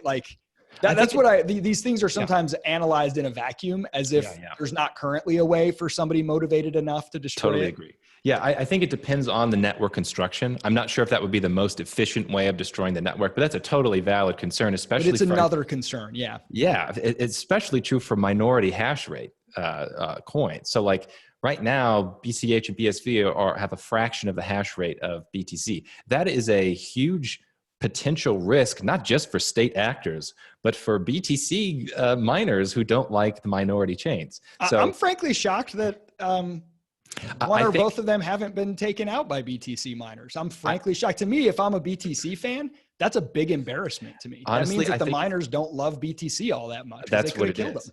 No, I think it's the case that actually miners themselves are in support of, the majority of miners, I think, are still in support of big blocks, even if they're mining BTC right now. So I just don't think there's enough people that could support that. However, I think this is also another thing that a lot of people in BTC and all the Bitcoin communities don't get, is that okay, proof of work Bitcoin is always susceptible to 51% attacks. That is built into the network dynamic. Is it requires a majority of the miners to be honest participants in the network that are seeking profit and keeping the health of the network. As soon as you cross that threshold, we do not have technologies right now in proof of work coins that can prevent 51% attacks that are malicious from destroying the value of the network. Even things like checkpoints, which are in Bitcoin ABC, which is like you can't have bigger than a 10 block reorg at a time. That's a cool technology. But if you have enough hash rate that wants to make that coin unusable because it's a bunch of 10 block reorgs, one after the other, where they're mining empty blocks so transactions don't even go through, majority miners can still destroy essentially can destroy the coin. That's something which to me is like, and trying to address that with technical solutions is as stupid as, hey, in a free market, in some industry, if the industry players decided to lose money perpetually for 10 years, they could wipe out everybody else and be a monopoly. Well, if you make the value of that market so great that nobody would ever want to do that, that's the solution. It's an economic solution. That's true, except when we're talking about state actors. So if we're just talking about market participants, then it seems absurd to imagine a majority miners destroy a dominant coin. But when you're talking about state actors that can steal money from people, burn their resources to destroy shit, that's what they do. They're excellent at doing it. Why haven't state actors done that yet? It would have been easy in the early days. Yeah, maybe I'm not sure. Maybe they have. I mean, who knows with what happened with BTC, right? I mean, I don't know. I wouldn't be surprised at all if there was some indirect state interference to try to destroy the usability of Bitcoin while it was young. Okay, I mean, Deryk, the conspiracy theorist in me wants to believe that the state has already acted on BTC, and that there's something going on behind the scenes there. That's a whole other video we're gonna have to do someday. Steve, tell us BCH. Why is it? Okay. Why does it make you excited? Okay, so first of all, it makes me excited because I'm a big block Bitcoiner, right? I've always been a big block Bitcoiner for years and years. It's so clear that the value proposition of big block Bitcoin is enormous that I have to be bullish on it because there's only two big block Bitcoins right now. There's BSV and there's BCH. So I'm automatically bullish on big block Bitcoin. But for me, it's largely a practical consideration that the businesses in the industry right now are supporting BCH. You have the biggest players. You have BitPay, which I consider to be one of the most important businesses in the industry. Coinbase is on board. You have Bitcoin.com and Roger's work that he's doing there. You have Bitmain. Now, Jihan seems to be back at Bitmain. He's a hardcore BCH person. And for me, I'm thinking, okay, well, if that's where the businesses actually are, then the established businesses, not necessarily the theoretical businesses, this is where the real established players are playing, then this is a coin that I'm pretty bullish on. And this is one of the things with BSV.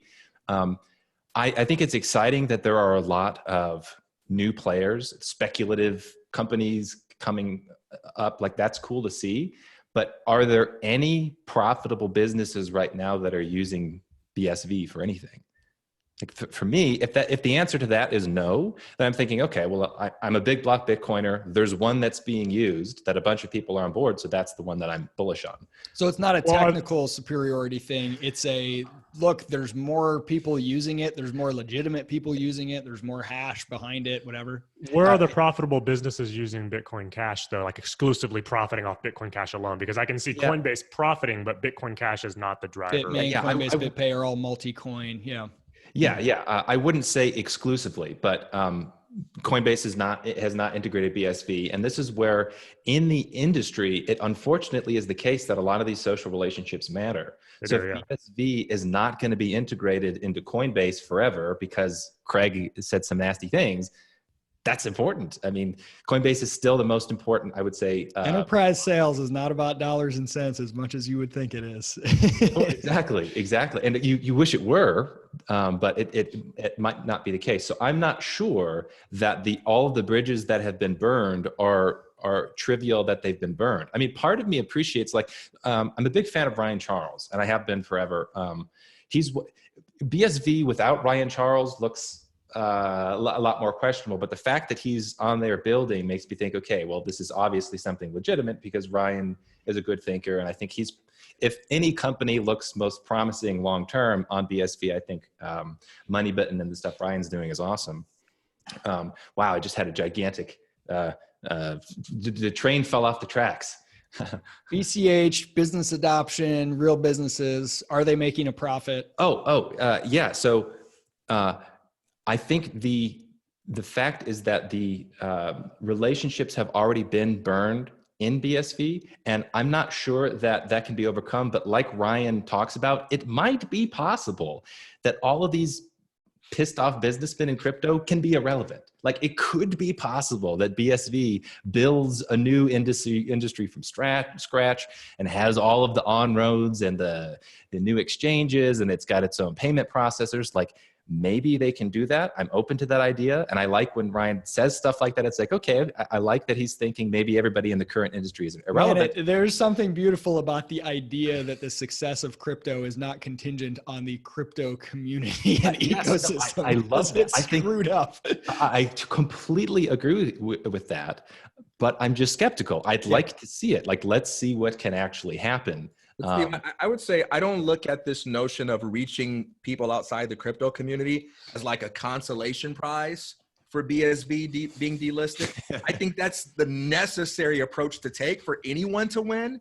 And I think if anyone gets it, it's the BSV community that burning bridges and building bridges in crypto and just playing the casino game. It depends on what Bitcoin is more like, though, because there are things like breakthrough technologies or theories, for example, that fare much better when they say screw you to the established academic sciences or whatever, right? Wilver and Orville Wright, all the scientists said you can't do this, right? Forget it. We don't need them.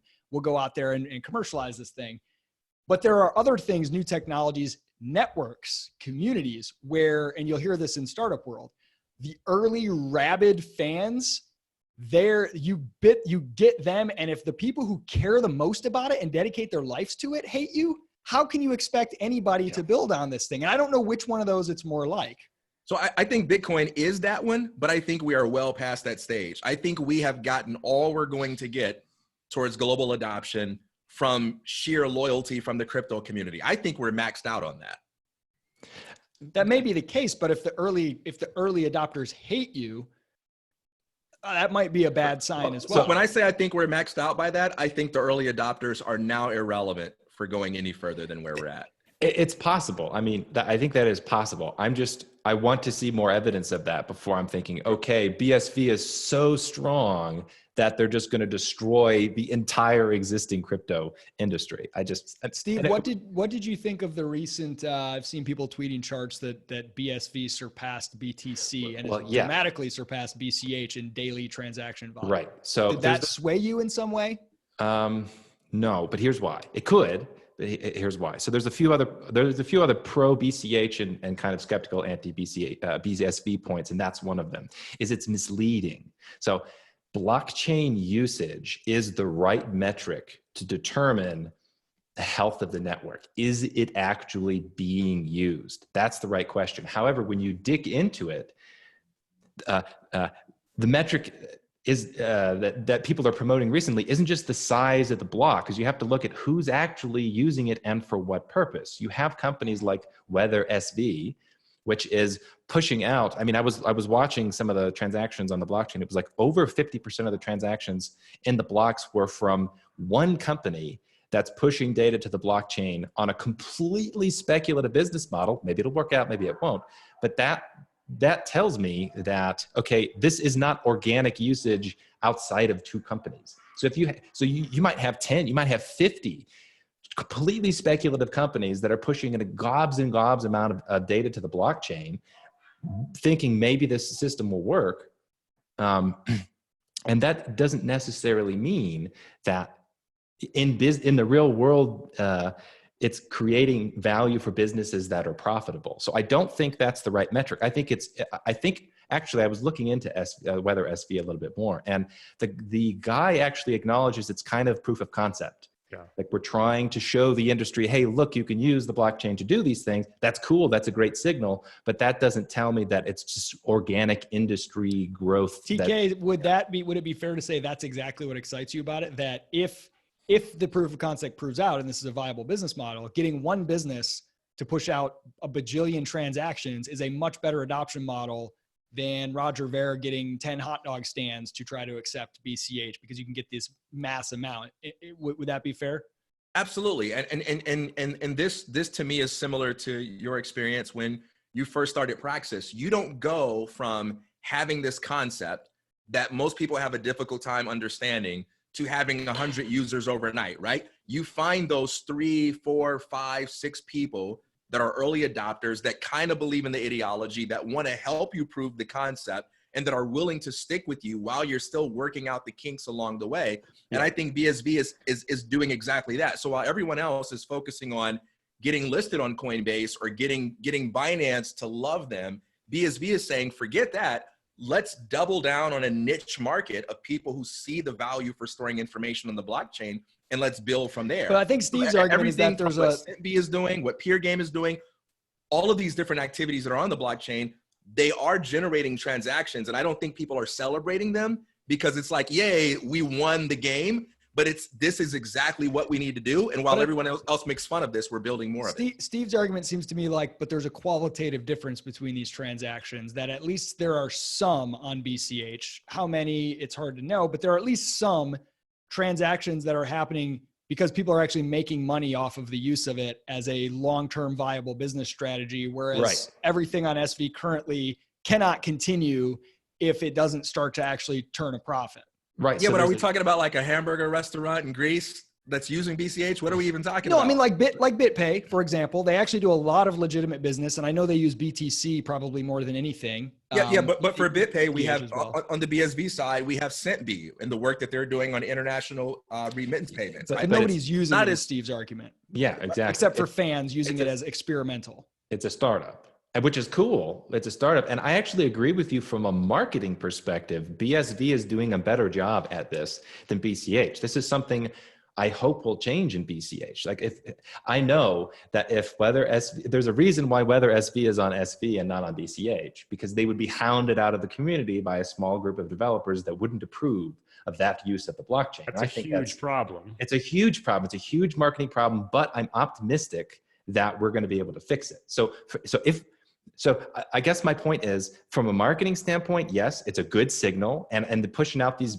outrageously big blocks, it's a good signal. But in terms of actual real world business usage, I'm just not persuaded by that, because I don't think that these are kind of legitimate businesses making a profit by using the SV blockchain that way. Steve, do you feel, this is a very, very subjective thing, but this is like, I sort of just gauge my own internal level of yippee, like subjective feeling every so often to get my gut to tell me what I feel on different chains. And I remember when the initial, Bitcoin was like, oh, what happened to adoption? What's going on? All these New York agreement, blah, blah, blah, this chain split, everyone's scared. And then you have the fork. And then there was this initial level of palpable energy and excitement that felt like Bitcoin back in 2013, 14, 15. And then it all bogged down in the second fight, BSV and BCH. Yeah. Then you had the split, and then everything was really depressing for me on both chains for a long time. But BCH seemed to have a little bit more action going.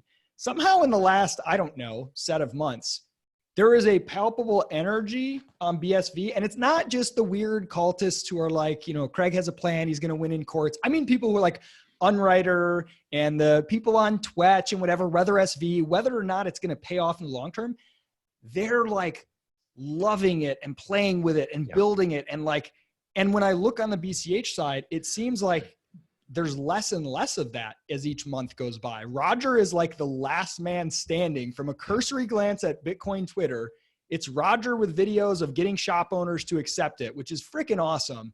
And like nothing else. I don't feel very much life over there. Yeah, I think I actually agree with a lot of the insight. And so I'm in some of these communities, I'm in some of the ESV communities, I'm in some BCH communities, kind of monitor what's going on and just gain information of the different groups. And it's overwhelmingly clear that the spirit in the BSV community is way more positive, way more entrepreneur, business like positive developer focus than in BCH. It's become incredibly toxic in BCH. It smells very similar to what happened with BTC. You had a small group of technically minded people that got a little ossified. They were convinced that they were all geniuses and knew how the blockchain should be used, and they started shitting on everybody else. And then there was a fork, and now they shit on everybody that's using the other fork. They say, like in BCH, if you say something that's unapproved, it's like, that's the BSV philosophy. You're just a BSV shill. And it reminds me exactly of the BTC BCH fork. So I'm very aware of those facts in the different communities. You feel the probability that the weight of the Rogers, the Jihans, the BitPay, the legitimate businesses is going to overwhelm the sort of naysayer developer Twitterati? I don't know. And I think there is a window where if the Rogers and the BitPays and the businesses and the entrepreneurs want this to work, I think things have to change actually in BSV or in BCH. So I think it's a very bad sign. I just think that, if you give it 6 months, there may be some cool things coming down the pipeline that could change some of these community dynamics in BCH. And if it doesn't happen, my position is it's definitely going to have to change on this, because I do see in the abstract so many similarities between what happened with BTC, BCH, and now BCH and BSV. And the thing is too, it's so funny because BCH and BSV, we were all the same community a year ago. Yeah. Like, we're all big block Bitcoiners. So the demonization that has happened is not a sign of critical thinking. It's like, okay, clearly a lot of the BCH players aren't actually as carefully thinking as they presented themselves, because they're doing the thing that the what's so funny is I've seen people on both sides of BSV and BCH like attack people for having literally the most reasonable like, oh well, that person's one of those guys that just wants a form of peer-to-peer cash to work and he doesn't care about anything else. Exactly. Well, that's a guy that just wants it to work and people that use it. Of course he's going to say that. It's like, no. What else do you want? Like, do you need my motives to be pure? Do we all need to have the same, So in BTC, all right. So, and then Deryk, we're going to get to you. I promise. Around the time of this SegWit 2x split, the core cult put out a list of enemies of Bitcoin. And it was like the smart individuals that were like, of course we need to raise the block size. Let's not be idiots. These are like Coinbase, BitPay. My brother was on the list. He was working at Open Bazaar. And they were literally like everyone that was doing anything in crypto. Exactly. All the relevant individuals were on this enemies of Bitcoin list. And it was funny to see, because I saw it, I wasn't on the list. I wasn't, prominent enough to be on the list, but it was like, you're on some lists now, I think. The damn some lists now. There is an enemies of Bitcoin cash list, and I am now on it. It's the same story. And here you are defending Bitcoin Cash. I know. It's laughable. I mean, the thing is, it's some rather prominent people. I mean, like Amaury Sachet is the most prominent ABC dev, and he's calling Roger Ver as an idiot. Some of these established players like Peter Risen are lying dickbags. Everybody's dumb. Everybody's an enemy of Bitcoin. And even me, I'm some dude with 2,000 Twitter followers. He's personally being like, Roger Ver is promoting Steve Patterson because he liked one of my tweets and retweeted it once. It's like, here's this dev who has nothing better to do than search Twitter for things that Roger Ver likes on Twitter that he doesn't personally like. So that's a really bad sign to me. But like I said, I think there is a window. I think there's a closing window, but I'm optimistic that we can actually change some things. Deryk, yeah. What's your middle of the road but leaning SV bull case here? Well, yeah. So I mean, I hold both forks, and I have no moralistic stance on either one. I think the tribalism is silly. The idea that like you have to align yourself with one coin and then be all in.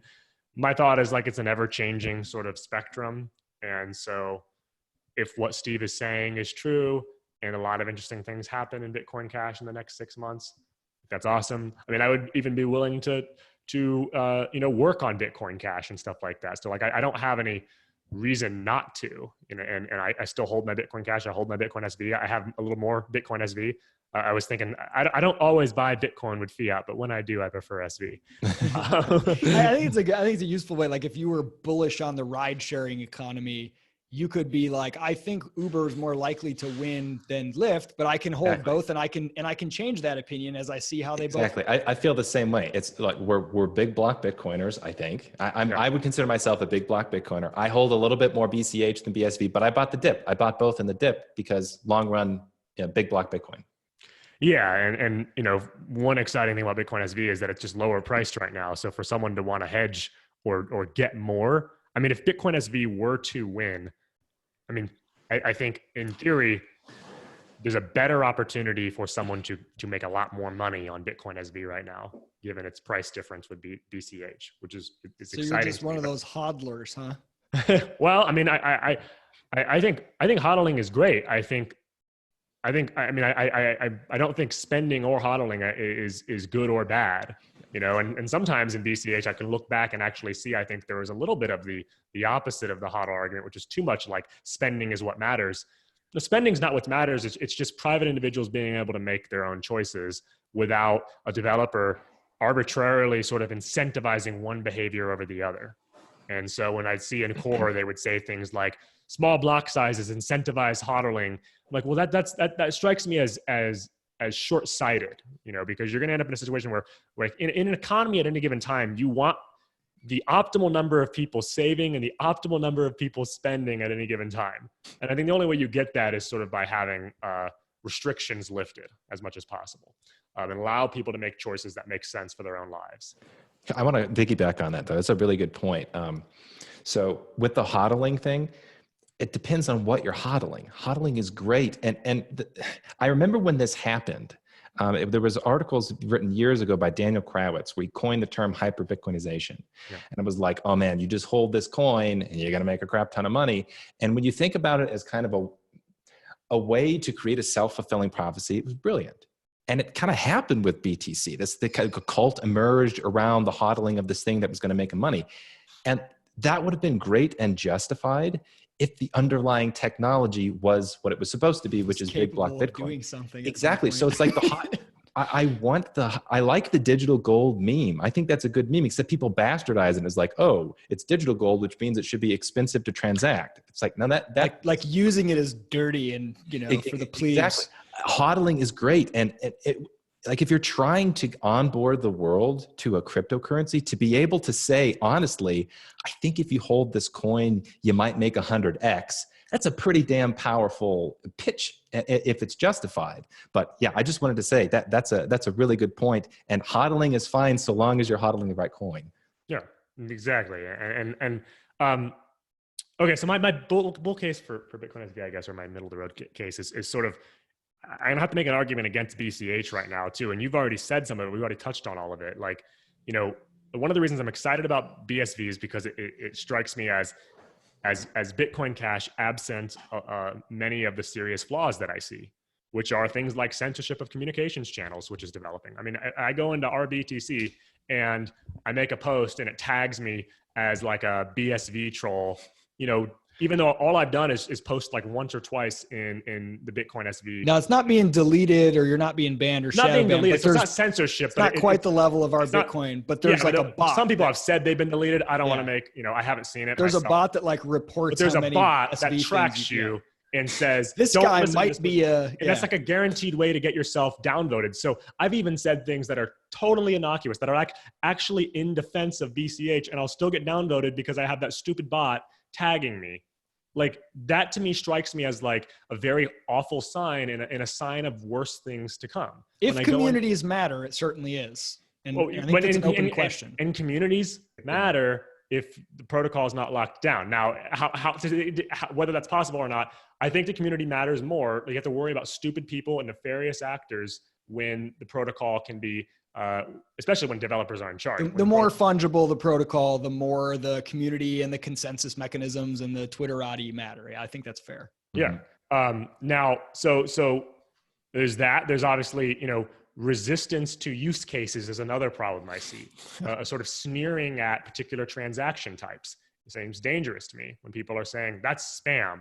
That's not a valid use case. Go to BSV. Like part of me is worried about Bitcoin Cash because I think it's like Jimmy Song saying use a credit card all over again. Yeah, and it may not be that bad, but it seems like it's getting there. And when I see things like just go to BitcoinSV, like it seems like a lot of people are turning off their mind because they got so pissed off at what happened with the fork that they're actually like reacting against BitcoinSV and making themselves dumber. And I don't like that. It's the same thing that happened with BCH. Exact same scenario. It's the exact same thing. And so when I see Steve, who has been pro BCH, almost no matter what he says, gets branded as a BitcoinSV person in Telegram. I mean, no matter what he does, it's like Steve-O Patterson, supported BitcoinSV. That's not even true. That's demonstrably not true. And yet it doesn't matter because he's saying things that sound like a BitcoinSV position and that really were not an exclusive BitcoinSV position until the fork happens. Exactly. They were like a lot of the good things about BitcoinSV were things that I felt everyone in Bitcoin Cash agreed upon in the early days. Okay, developer capture, I think that's already happened much more than I would have liked to have seen. Now, not as much as core. I don't think we're there yet. But I think it's already happened a lot more than I would have liked to have seen. Developers being funded by a business that benefits when the blockchain benefits seems way more logical to me than developers like begging for alms all the time. Doesn't that seem a little uncomfortable? Well, and a lot of the funding, when I see proposals on the table for what they're talking about, I mean, a tithe just strikes me as a very stupid thing where it's like, okay, well, if you care about human freedom, then you need to tithe monthly to the developers. I mean, come on, that's not a way to build a global economy. I mean, where we have a priesthood of developers who are receiving tithes from people. And can you imagine Uber being like, hey, you guys have all used ride sharing and you like it. If you really care, you'll fund the developers who are working on this app with a little If you're tithe. A moral person, if you're a good freedom lover who cares about the chain, you're going to donate money. That seems like a failing model. And until I see something more serious proposed, that's just like a deal breaker for me. Obviously, related to this, the mass, increasing social shaming campaigns that go on, or attempts to actually hurt people who say something that doesn't line up with the developer dogma of the day. I mean, I've experienced. Well, and on BSV, the difference is you get sued if you say something. You're right.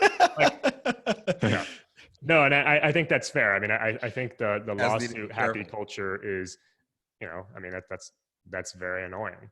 So my bull case for BitcoinSV is essentially that it's following a better economic model right now. You've got miners funding businesses. You've got miners making developer decisions. You've got miners paying developers. I think that is how Bitcoin needs to be run. And I think that a lot of the red flags in BitcoinSV can be forgiven to a large extent if those things are in place. Now, if we can see that in Bitcoin Cash develop, that actually happened, then I would be maybe more excited about Bitcoin Cash. I mean, for me, it's a spectrum, and I want one of them to win. I hold both. That's I guess the general case. Yeah, I agree with a lot of that, and I just on the tithing point, like it should be to Bitcoin Cash's credit in some sense, that model isn't working. It's like that's not the model employed right now. There's a bunch of noise being made by developers who have failed to secure their own funding because maybe they're doing something wrong. So I see it as a good sign that they're not getting paid. Exactly. It's at least market feedback. It's important market feedback. So I actually agree with what you're saying. If there's one perspective, which is like there's a developer funding problem. A lot of developers say this. I actually suspect there is plenty of money in crypto to fund the right developers. You just got to have developers that have, frankly, social skills, developers that have good economic understanding, or can at least work with businessmen who are a little more competent, who see the big picture a little bit more. It's like, imagine you're just a regular business and you've got a really hyper competent software engineer. You're not going to be like, oh, you know what has to happen? This dude is the CEO. Like, definitely he's going to be the CEO. He's going to do all the public relations. He's going to be doing all the coordination with all the individuals to make this project work. It's like, no, if you have a truly exceptional person, maybe you can do that. But it's probably not the best scenario. And I think people, specifically like Omri Sachet, who's a competent dev, he needs to be put in the right role. He's not in the right position. He's a brilliant software engineer who's trying to be CEO, and it just doesn't work. So if we can fix that, though, if we can actually get the engineers in the right roles, then I think that's something we can overcome. But I agree with you that like BSV does seem to have this model a little bit better sorted out. And I don't get the impression from any of the developers that I'm listening to in BSV that they view themselves as like saviors of the protocol that have to protect BSV from all the evil actors. They seem to at least understand the code is their domain of expertise. So I want to see if I can summarize each. Or do you have a question, TK? Well, I just wanted to say, Steve, that this is sort of what my problem was with the idea that, hey, BCH seems to have more businesses. I think the case for BCH seems to be based more on the past. Based on the past, while BSV is based on the future. It's sort of like if I have two guys, one guy is chubby, but he's been going to the gym every day for an hour for the past 30 days, but he still looks chubby. And then I got a skinny guy who just sits on the couch and eats Doritos all day, but he looks better. To me, that skinny guy is BCH and that chubby guy is BSV. And he's got more right now, but I can predict where they're going to go based on what they're doing. And you can say, well, I'm talking to the skinny guy and I'm trying to motivate him to go to the gym. And when I see that, I'll listen to that, but that's what it looks like to me. People say that there's this obsession with Craig Wright and that there's definitely truth to that. But I also think, like, for better or worse, and I don't think this is irrational, if you imagine SV without Craig Wright, if nChain existed as a business and Jimmy was their spokesperson and, you've got Calvin funding them and Shatters and these different developers and whatever, and SV is all the same, but Craig Wright doesn't exist. I think it's hard to imagine that not being obviously in a better place than BCH. He's a big wild card, and it's not just his personality. It's things like lawsuits and these crazy claims. And there's just a whole like attack vector that gets opened up. Like what he claims about Bitcoin SV makes it less attractive than what I actually see of Bitcoin SV in some ways. It's a good point, but think we could also do the same thought experiment with other coins. So it's like there are a handful of people that maybe make or break the coin. I think if you have BCH without Roger and without Jihan, what's there? Yeah. I would totally be a BSV person if you lost those two. So it's like those are the critical underpinnings. And with CSW, BSV would look a hell of a lot better if he could find his role. I don't think he's in the right role right now, in my opinion. I think it looks a lot more attractive.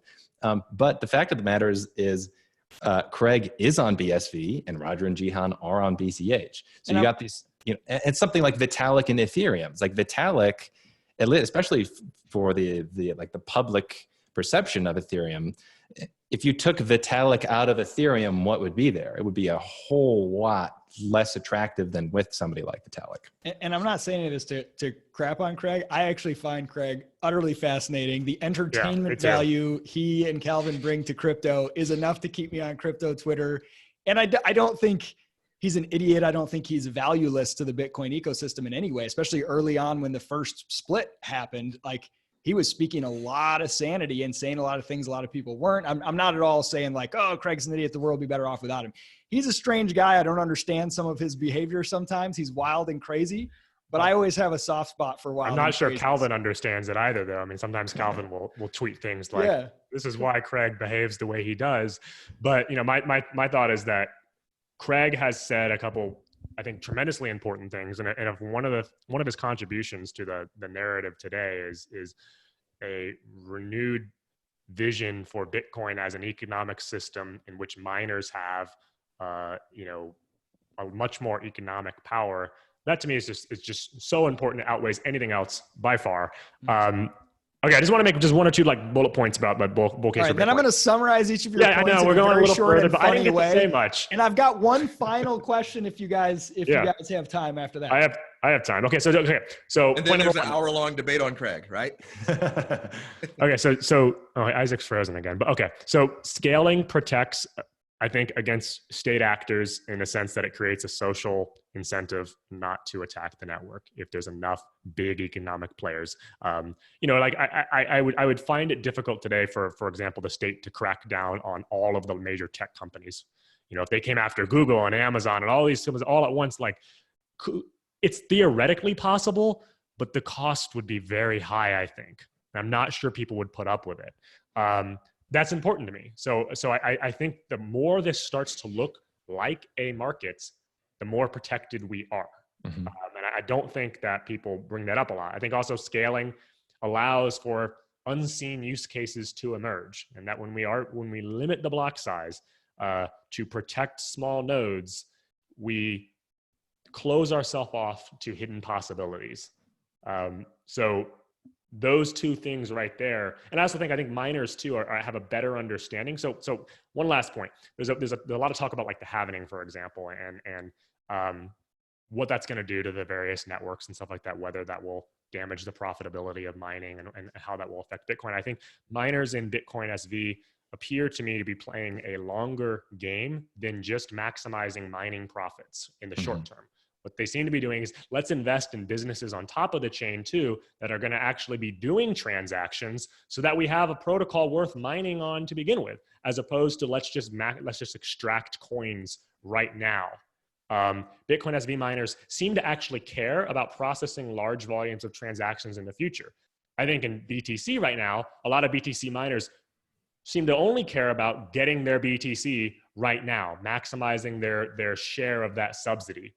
I see, and I'm not sure about BCH, but certainly in BSV, it seems that they're thinking much longer in the future, and that seems to me as a good sign going into something like a halvening, where they may see the cost of mining as sort of just another cost of doing business, and sort of as a means to a bigger end than the other miners in the spaces.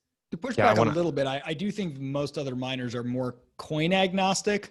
But I do think by the fact they have invested a ton of money in mining equipment, they are signaling that they are long-term on mineable crypto coins of some variety. Yeah, that's a good point.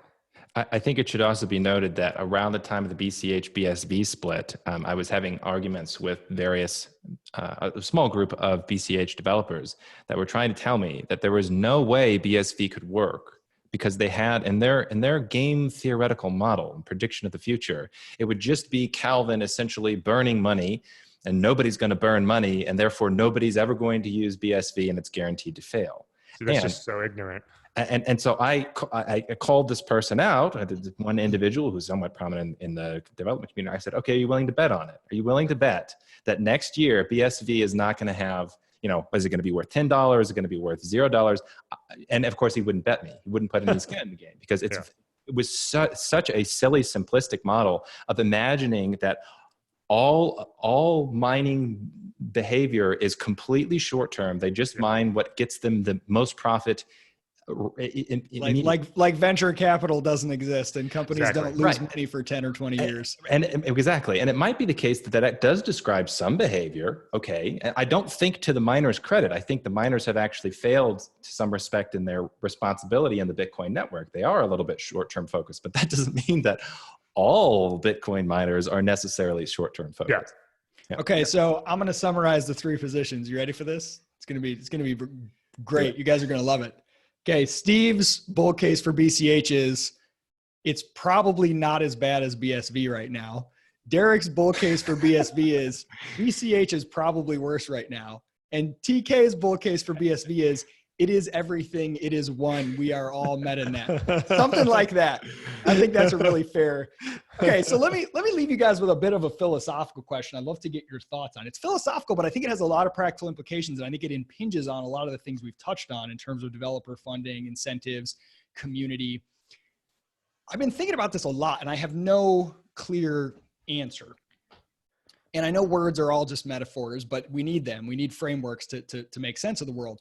Is it better to think of Bitcoin more like a soft technology or a hard technology? And here's what I mean.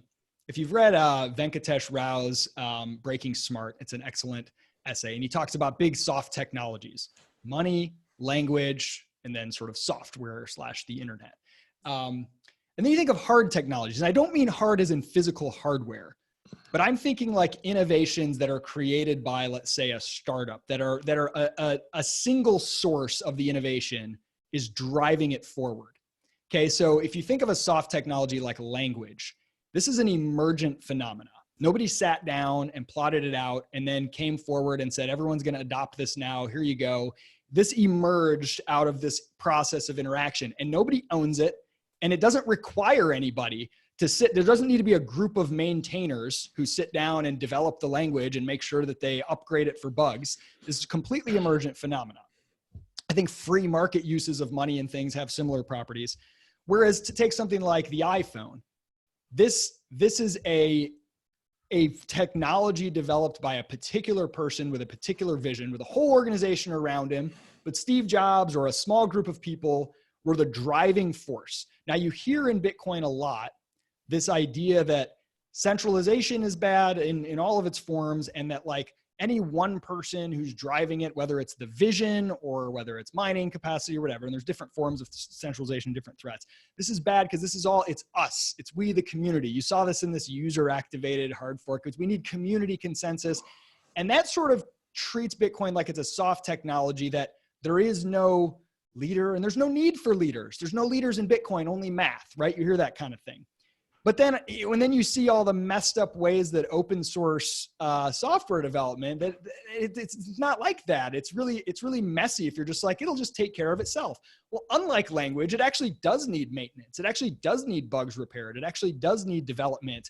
So maybe it does need a Steve Jobs-like asshole leader that's pushing and driving it forward at the protocol level, not just apps built on top of it. So this is something I've been thinking about a lot. Like, does open source software development work for something this big and this high stakes? Is it more of a soft technology that's an emergent leaderless phenomena? Or is it more of a hard technology, an innovation that takes a visionary leader to drive it forward?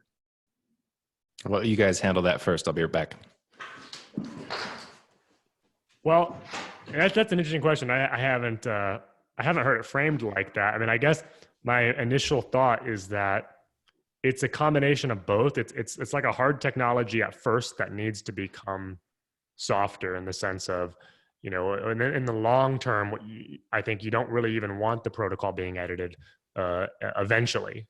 But how do we get to that point is a difficult question, and it seems like the empirical evidence is pointing to the fact that the soft approach has failed. There's like a bootstrapping phase where you just need like a relentless drive from a small number of people that really care until it achieves critical mass, and then it can truly be a leaderless, headless phenomena. But then you think about like what can we characterize like what has happened in BTC? Like, what happened to BTC? Is that a soft phenomena? I'm not even sure it is, though, because is that because there was absence of leadership, or is it because there was like some leadership that snuck in and took it in the wrong direction? Yeah, like that's an interesting question, because the rhetoric is that it's leaderless. The rhetoric is that it's leaderless, and yet, like, when I go back through, you know, the archives of Reddit and stuff like that, you can see around the time of like SegWit2x or even like Bitcoin XT, you know, Thamos and other people saying, well, if Greg Maxwell doesn't agree to it, it's not consensus. You know, so this would almost be an argument that there will always be some kind of leadership. And the danger of assuming or pretending it's leaderless is the same danger as a news source just pretending they're unbiased instead of just saying we have a bias in one way or the other. Like, because then you can deceive a community into thinking that it's just this organic thing and you can do phony stuff.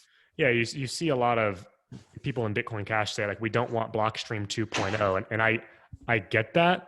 I understand that position. And I think the best way to not have Blockstream 2.0, though, is to have a new company that really has a good economic interest in scaling Bitcoin, taking over and sort of driving things forward more substantially than companies have in the past. This is maybe an argument that these forks are a sign of the brilliance of Bitcoin, and they're not a failure. They mean competition among different visions, and you can have bad leadership challenged by less bad leadership, perhaps. Yeah.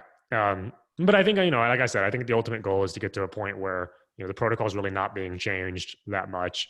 You know, most of the development and stuff like that is happening on top of the network. Steve, Deryk made a case that it's kind of a mix of soft and hard, but that maybe there is a bootstrapping phase in which you need to treat it like somebody drives it forward until it's of sufficient size that it can sort of be leaderless and unkillable, so to speak. Yeah, I think that's a reasonable position. I mean, I'm not sure. I think the technology is a big enough deal, and it's superior enough that I think either system could work. So if the community fails, the community emergent idea fails, then I think there's still a chance Bitcoin can succeed if it's driven by one crazy person. But if we're ever going to get to digital cash for the world, I think that system is I think it implies some type of level of it being emergent. Like it can't be the Craig project forever. It can't be Roger's project forever. It's got to be, it's got to be useful enough for people to use. So I'm not sure. Maybe it does need a bootstrapping phase. I mean, the way I think about it is Bitcoin is going to scale one way or another. It just might not be BTC or BCH or BSV or any of the other crypto coins. You can kind of look at the Bitcoin invention as all cryptocurrencies. Like the breakthrough of blockchain technology is valuable enough where eventually it's going to be used a lot for international finance. And it's hard to say. It's nice to try to bet on the right chain, but it's hard to know. It's hard to feel confident on any particular one of them. But in the long run, I think the blockchain will win out. TK, man. Yeah, I think decentralization of power and leadership can never be your starting point. It's something that you have to work towards. It has to be the end because you have to start small. And I think that's the history of Bitcoin. So I agree with Deryk's contention that it has to be kind of like a hard technology that moves towards softness, that it can't be the Ver project forever, the Craig project forever, or what have you. And this is what I love about BSV, because I believe with the rhetoric, the emphasis on locking down the protocol, there is an acknowledgement there's a certain degree of trust right now, but we are moving towards an increasing degree of trustlessness. But do you think it was an error for Satoshi to say, here you go, I give it out to the world, I talk about it on forums for a couple years, and then it's yours, I'm out of here? No, I think the beauty and brilliance of Bitcoin is that it allows room for all different kinds of versions and interpretations of Bitcoin to fork off and emerge and to compete with each other. And the one true Bitcoin will be the one that actually wins. I don't think it's a debate that's philosophically settled, even though we all have our philosophical beliefs about it.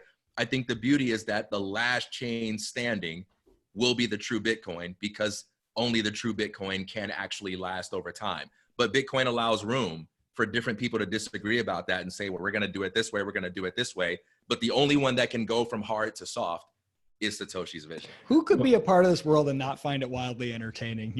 Last chain standing, it's like an action movie.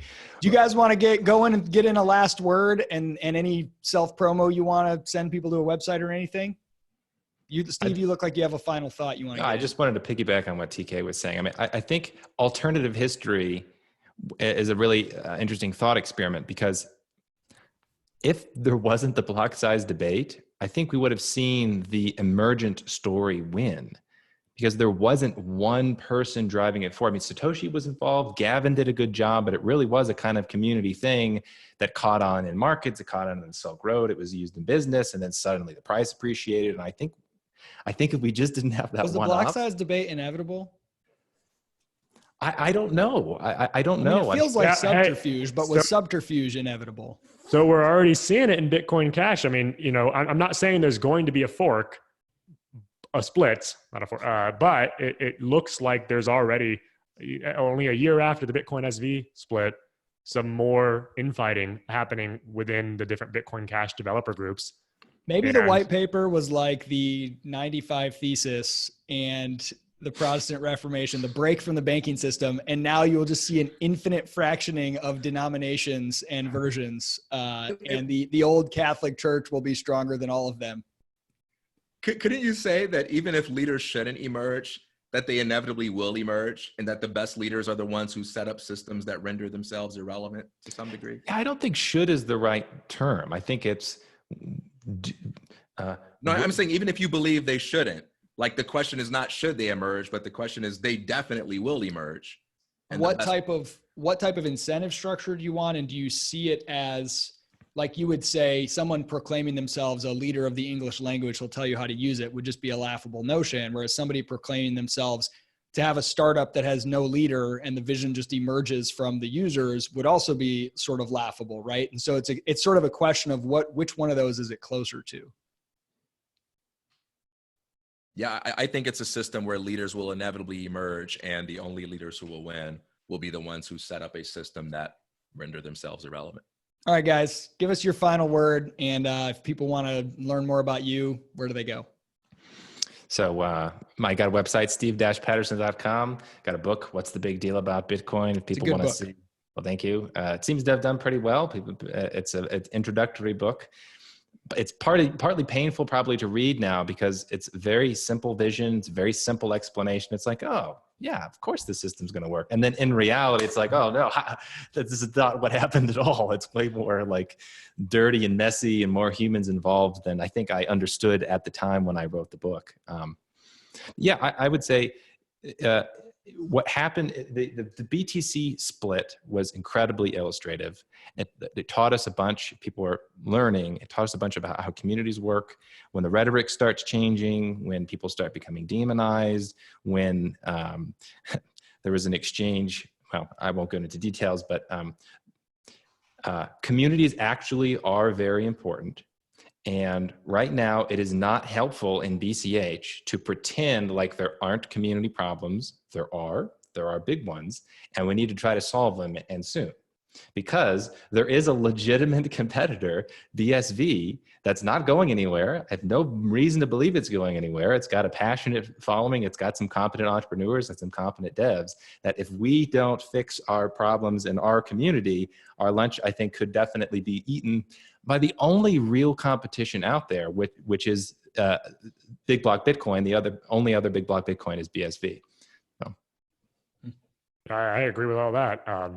Yeah, your book is great. I mean, and it is kind of sad to read. It's kind of like, man, if I were to give this to someone now, I would have to do so much explanatory work and like preparatory work to be like, okay, well, and they wouldn't even want to read it after I told them that. This vision is all still possible, but it's just not working right now. So I was in the process of writing either a big update to the book or a new book. I had called the first fork from Bitcoin to Bitcoin Cash. And then when the BSV split happened, I thought, well, shit, now I can't write this book because first of all, it's not good for big block Bitcoin. Like I don't want to explain big block Bitcoin and be like, oh, it's this great superior technology, but actually there's a fork and there's two big block Bitcoins and then there's this guy Craig and there's this lawsuits going on. It's like better not to say anything because it doesn't make a good case. Well, it's also very like it's one, when you're explaining Bitcoin Cash and BTC, it's just one step removed. You can kind of make a fairly, easy case to how, okay, Bitcoin Cash is really like how it used to be. You don't need to explain a whole lot more, but then when you get BSV into the woodwork, it's like, it becomes really confusing because I agree with you. I was going to do a whole Bitcoin kind of resource page on my website, like update it. Cause I had the one during Bitcoin Cash and it was really popular, but I started to struggle to figure out how to even update it in a way. We just spent 2 hours on it and I still don't exactly know what's going on here. Yeah. Like in a way that would actually like for a newbie to be able to come in and be like, how do I make sense of any of this? Right. Yeah, and it doesn't help. The mudslinging does not help from either side. There really is. There are not too many people, especially in BCH right now, who are willing to say, of course, there are reasonable minds in BSV. We were all part of the same community. We all disagreed with the core cult. Like there are good ideas in BSV. There are good ideas in BCH. There are actually a couple of, maybe two good ideas in BTC. And yet, because things are so polarized in all the communities, there's just not a lot of rational dialogue going on. Yeah. Yeah. And I guess that will lead into my point. My closing statement is just like, given all this uncertainty and whatnot, I think the only rational thing to do is to try to hold both forks and not put yourself in a position where you can lose. I don't want to be in that position. I'd rather be wrong in what I say and be right in the end and what I say and think ultimately, but be right in how my investment plays out. And this is, I think right now, the best way to do it. Now, in the future, in February when BSV, I think, does its other fork, and then now it's supposed to be the final fork, but we'll see if that is actually going to be the final fork or if there's going to be more in the future and how many more. Yeah, I think I'm kind of waiting till then until I kind of, consider what my investment position is. But if you're someone looking at this, I mean, I think it's irrational to sell 100% of either coin right now. I mean, that's my vision. It's irrational to do it. There's no reason to do it, especially like if you're on BCH side right now. hedging with BSV is like really cheap. You can buy 10 BSV for like $1,500 right now, which is not that much money, given the potential payoff. It's not going to ruin your life necessarily. You can buy 5, pretty cheaply, and so right now that's where I'm at, and I think that's the rational position to be in. TK is like, forget that, all in on the SV wagon.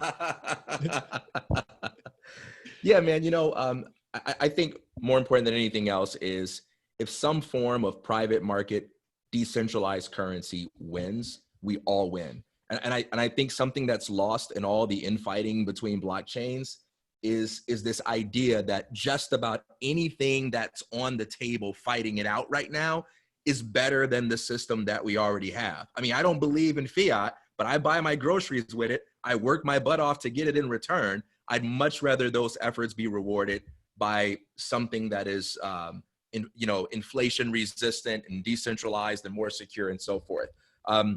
This is why, to go off on a really brief tangent, I think it's funny that people in BSV act as if Roger Ver is going to be completely embarrassed if BSV happens to win. And it's like, you don't know what his holdings are. You don't know what his position is. I mean, there is a sense in which he might win more than anybody that's talking about BSV, even if he never gives his public endorsement. So I think we need to broaden our definition of what it means to win. I love that people said the other day, they were speculating that like Bitcoin.com may have sold at the height of the market in 2017 and like into a stable coin. And I have no idea. I don't like to speculate on those kind of things. I think public speculation is like, especially about that kind of stuff, is just wrong. But my thought, I was like, man, I hope he did that. That would be so cool. Because that would have like maximized economic power, Yeah. Yeah, there's also criticism of one of the implementations is Bitcoin Unlimited, and they have Bitcoin holdings. They hold, I don't know, it's like 90% in BTC, something like that. And some people in the BCH community are crapping on them, like, oh, they should sell all of it for BCH. And I'm thinking, okay, well, I get that you want to have skin in the game in the coin that you're trying to develop on, okay. But if people listen to that strategy, they would have like 90% less funds. Like they're actually not in a bad economic state because they made better decisions than people who are maybe a little bit more dogmatic. Yeah, I mean, anytime a community is, and this is what we saw in BTC, which is one of the biggest red flags for me, is anytime they're demanding you behave irrationally or sort of sacrifice yourself for the good of the chain, I think that's a horrible sign. When Jameson Lopp goes out there and is like, I'm going to be dumping all my coins right now to make a statement. I'm like, that's just dumb. You wouldn't do that with any other investment. No. It is a social signal to prove loyalty to the one true faith, which I just find. Let me assume more risk. Let me take on more risk. Like that's idiotic. The CEO selling all of his shares so he can like work for the company in a more Oh, the light. Oh my gosh, that was absurd. Okay, sorry, TK, we hijacked it. Yeah, so for me, I am a BSV maximalist precisely because of this expanded concept of winning. And here's what I mean. Like, let's say BSV bottoms out and BCH wins. I'm not going to be sitting here embarrassed like, oh, TK lost because he was all in on BSV. No, I have a better form of money that I can go to work for, right? I'm still going to care about money in the future world. But for me, interest precedes profitability. What I mean by that is if you're going to invest in something, you want to invest in something that you're not going to be bored with, that you're going to be motivated to get really smart about, that you're going to enjoy evaluating and reading about and learning about every day. You want to invest in things for which it remains impossible for you to become stupid, So like I can put money in real estate if I just care about material gains, but BitcoinSV makes me excited to read about monetary theory, makes me excited to learn about computer science, makes me excited to study philosophy. And for me, in a world where you can invest in a lot of different things for profitability, I'm going to zoom in on those things that are so interesting and exciting that they compel me to make even bigger investments in my knowledge. Because at the end of the day, even if BSV were to lose, I would still come out a major winner because BSV is the only thing in the crypto space that captures my curiosity so much that it makes me a little bit smarter every single day about all of these topics we talk about. I'll hold a Bitcoin Cash for you. I'll mark it off for you just in case, and then I'll buy you. If Bitcoin Cash does win, which I think is less likely than BitcoinSV right now, if Bitcoin Cash does win, I'll buy you a castle or something like that with that. This gentleman, go ahead, Steve. So I just wanted to say this is also one of those true marketing facts about getting involved in Bitcoin is the best position is to be involved before BTC split, because then you have BTC and you have BCH and you have BSV. So that's one of those things where like this is easy. It's very easy to speculate being a long-term holder where I have roughly the similar amounts of BCH and BSV. And it's like, actually probably what would be better for me and for maybe for everybody in the industry is for one of them to die. Yeah. Like if we could just get everybody back on one chain, get the relevant players back on one chain. Yeah, some percentage of my holdings will go down, but that other percentage, man, is going to go through the roof. Both BSV and BCH have such potential upsides being the only block Bitcoin. It's not even funny. It's like, you know, 100x is nothing at these current prices. Yeah. Isn't Calvin going to take care of BTC for you pretty soon? Yeah, I hope, man. I'm ready for it. The rumors are spreading. That's bull case for big block Bitcoin. Hey guys, this was awesome. We went for a marathon session, but I think it was a lot of fun. And thanks to all three of you. Yeah, thanks guys. Thanks for putting it on. Let's see. Let me just stop the recording. Can I stop smiling now? Yeah.